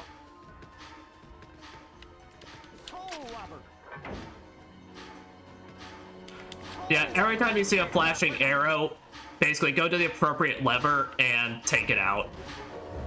And as you do that, just whenever the train passes by you, just, if you have the red souls for it, flamethrower Jack. Now the annoying part is these enemies will pop up, basically, to interrupt you. So usually my solution for that is freeze them, and then get them angled with the train so you just smack the shit out of it.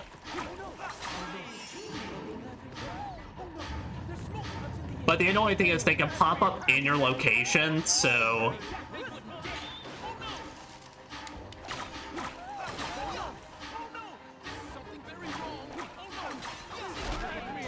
But yeah, I mean, this is basically just what you're doing. And then, like, the moment it goes through and fades like that, make your way to the other side. Like I said, the biggest thing you're watching for is just where the arrows are, and then where the enemies are gonna pop up.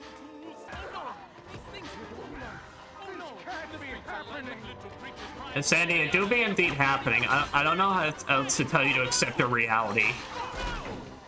This can't be happening.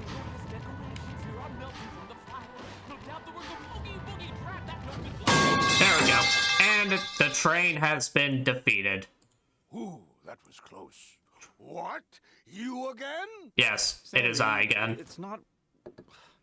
Well, you see, I'm truly...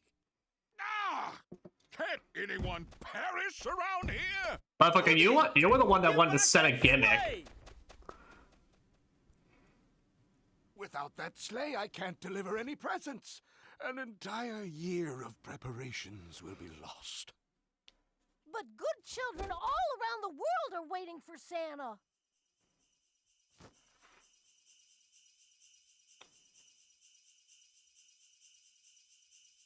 Oh?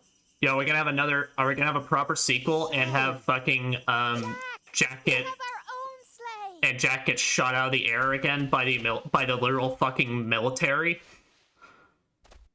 Good thinking, Sally. Now we can chase after Oogie. Come on, Sandy. Let's go get him. That's another reason why I fucking love... returned all the holiday leaders Why back I to love their the original world. movie so much. That's It's a great Disney movie news, that Sally. legitimately Thanks. just has a fucking Now all airstrike. that's left to take care of is Oogie. Not that ragdoll again. Oh. If we don't hurry, Christmas will be ruined. Sir, I slipped the Halloween present you gave me into Santa's sleigh. It should activate while Oogie's flying, scaring the daylights out of him and the reindeer. We're gonna bomb the shit out of him out of midair. Get him.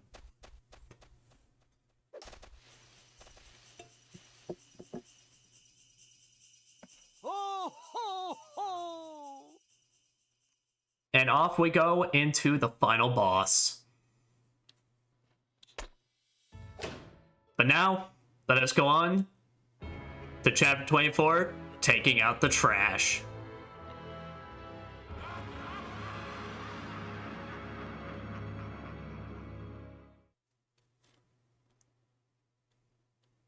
A filthy finale. I do gotta love the pun with that shit. Jack!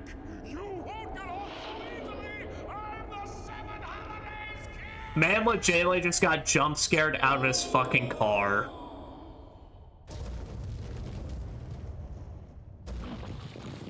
No! This can't be happening! Ah!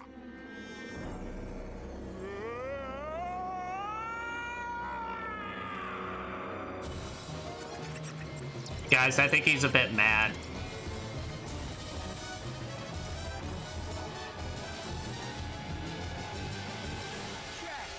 Look! There's a final boss over there.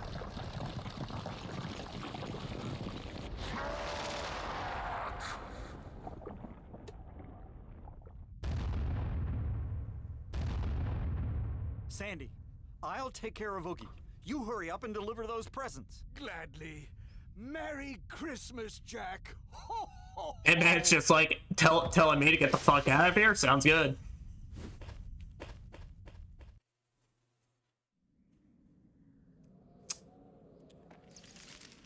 Alright, let me check my red souls. That should be good. Well.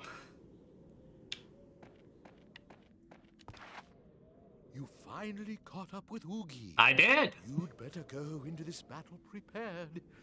Do you want me to pour Halloween? Yes. Don't forget. Save it or risk doing it again. I'm good. So if you need to go back to Halloween Town as well, you can go through the portal here. But otherwise, when you're ready, just run on in there.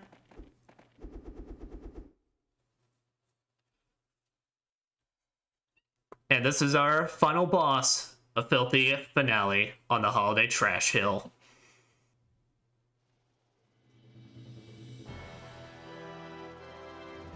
We don't have lyrics starting off, but I do really like this song. But is that gas? Maybe I can use it to my advantage.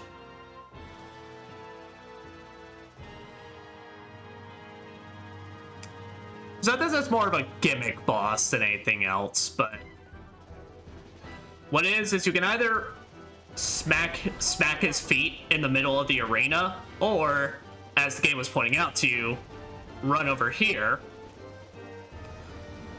and whenever he gets in front of one of these, light him on fire.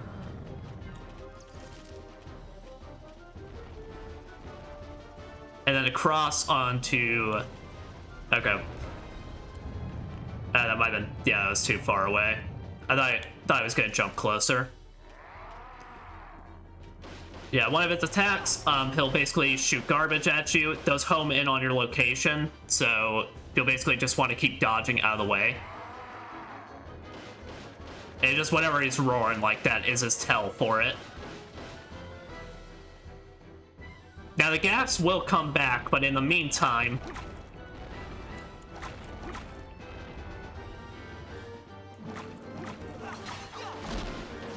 what you can do is get down here and start whipping his legs and such. Basically, Jack memorized the pattern of go for the fucking knees. And whenever he's shaking around like that, he's basically doing an AoE thing around him. Where, like, he'll randomly send trash everywhere.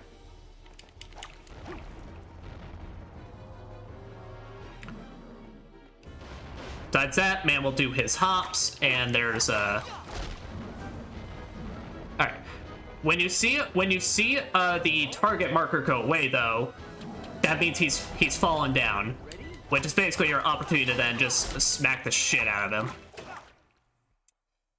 Ew. Yeah, it's quite what we call in the industry grody. And for a little extra damage, blue soul it up. And you can keep whipping him as he's getting up.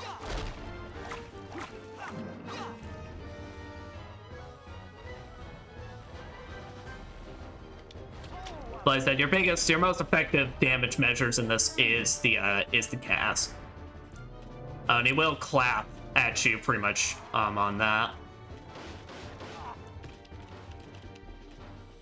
But yeah, if you've been keeping up with your pumpkin gauges really, then it's like this battle is not going to deal enough damage to you to be a problem. It's more so phase 2 where shit kind of ramps up. Because here we're quite literally cooking with gas.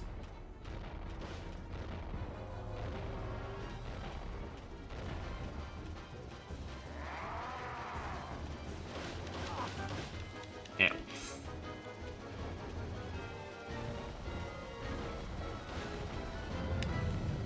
Okay. The fire's got decent range, so it's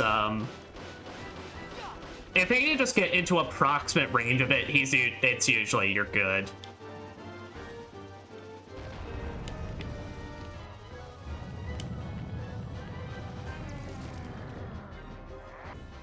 Here, I'll use fire for this, but basically until I get down to 1. Because this is good for the damage upkeep.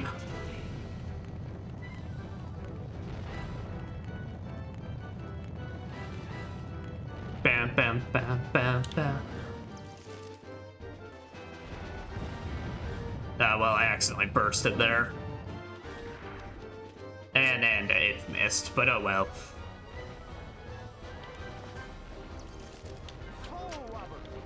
And you can swing on this spiral hill looking part to get onto the other side if you need to.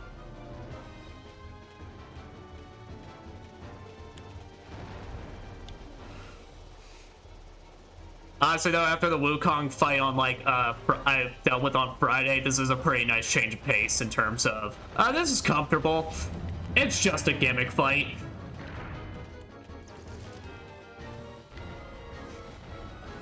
It's like, I need some simplicity right now. Ow. Come on, come on. Ah, well. We're so close. Oh, why'd you give me a red soul now?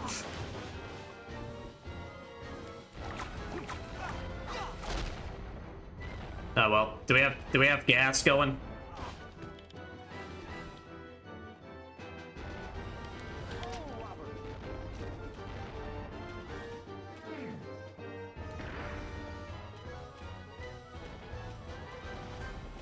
Okay, we do. This should put an end to it. Now, I can't remember for phase 2 if they heal you up, so I am gonna do that beforehand.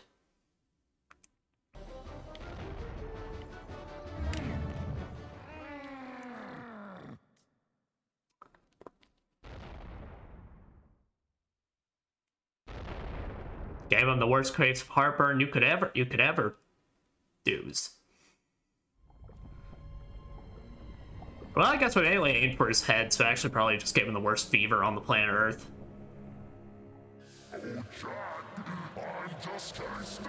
Oh.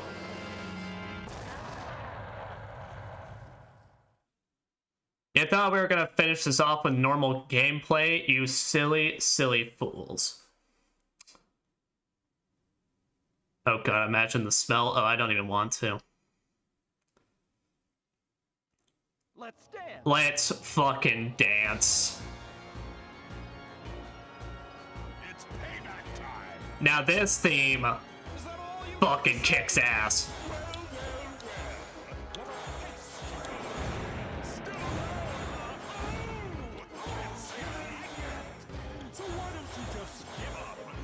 You know, surrender.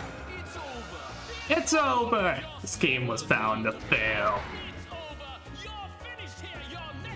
We'll be jailed.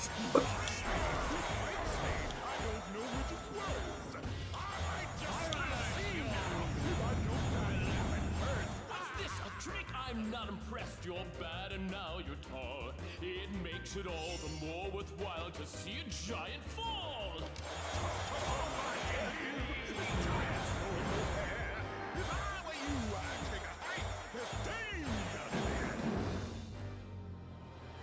Whoa. Also, bullshit. Santa Jack is not this cool. Where were those giant ice hails? Well, aren't we confident? Well, I'm feeling angry and there's plenty left to do. I fought your most unwelcome help and now I'm after you. Even if you catch me, you can never bring me in. Our pitch score is high and just as strong, which means I'm Gonna win.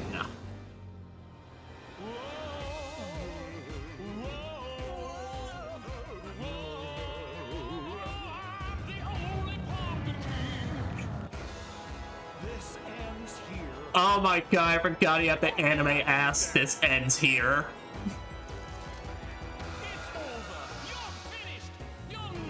Get away. Do the 7 holidays. That'll be the day.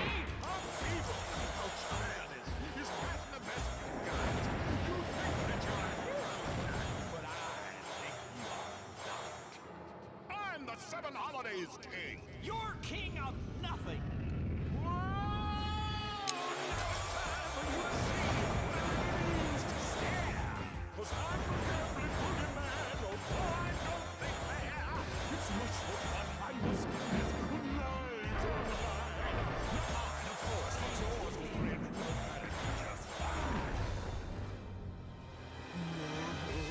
Whoa.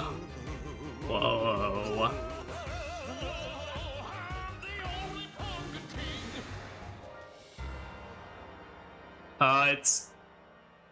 It goes so fucking unnecessarily hard, and I love it. But that was our final battle.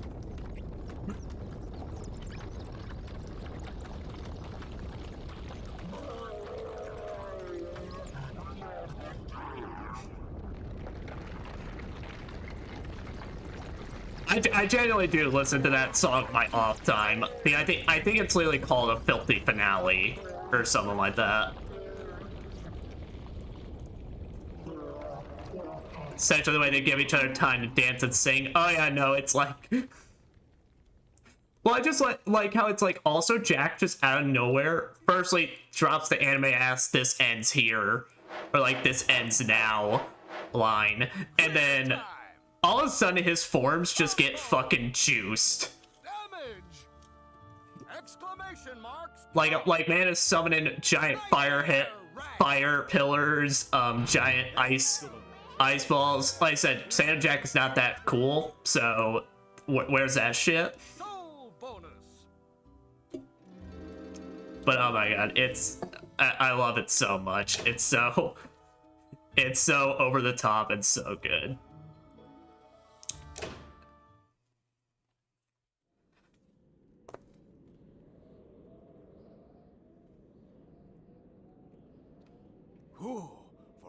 weren't there. I thought I was too late, but I managed to deliver the presents in time. I'm so... Forgive me for causing you trouble again. No, Jack. This time I owe you my gratitude. Thank you for saving my life. You know, guys, the moral of this game, if you ever take off of your time from work, just always expect the moment you get back shit to have gone to absolute hell. Merry Christmas! Ho, ho, ho! I was so scared, Jack. You know, it's strange. Whenever I set out to find something new, my eyes are open to a larger world. You're not leaving again, are you? No. Something tells me the most wonderful discoveries are a little closer to home. Ah.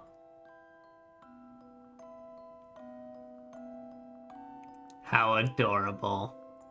And now imagine the version where he just says yeah and then just fucks off to Easter.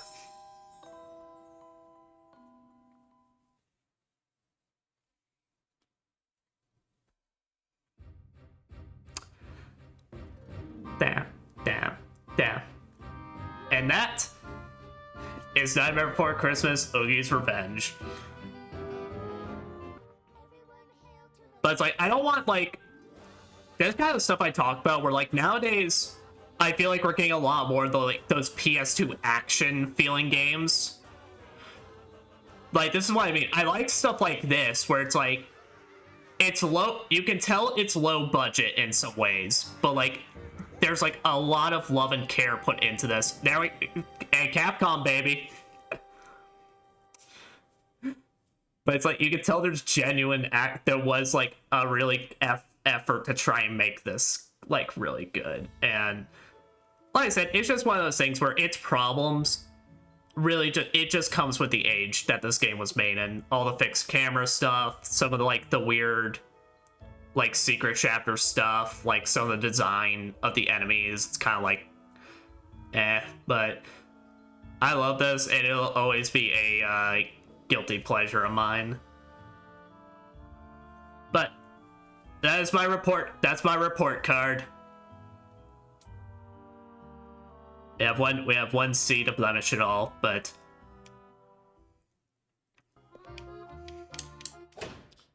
I don't remember if we read this letter. I think we did. Yeah, I think.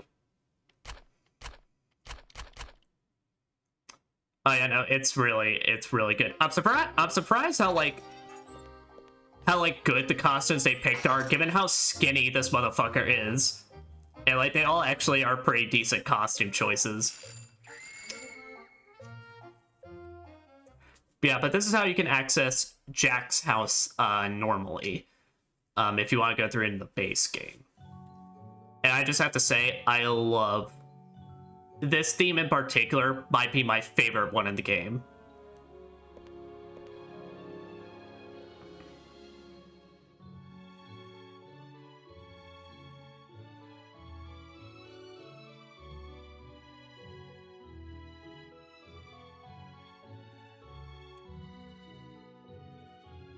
I love it so much. It's so like nice and serene. It's so crazy how, I mean, obviously I brought up like how the battle theme and such is like kind of a bit like, okay, this is Halloween and Take Our Town Back's alright, but like the original music they have for this game is like just like they went so fucking hard on it, especially all the lyric ones.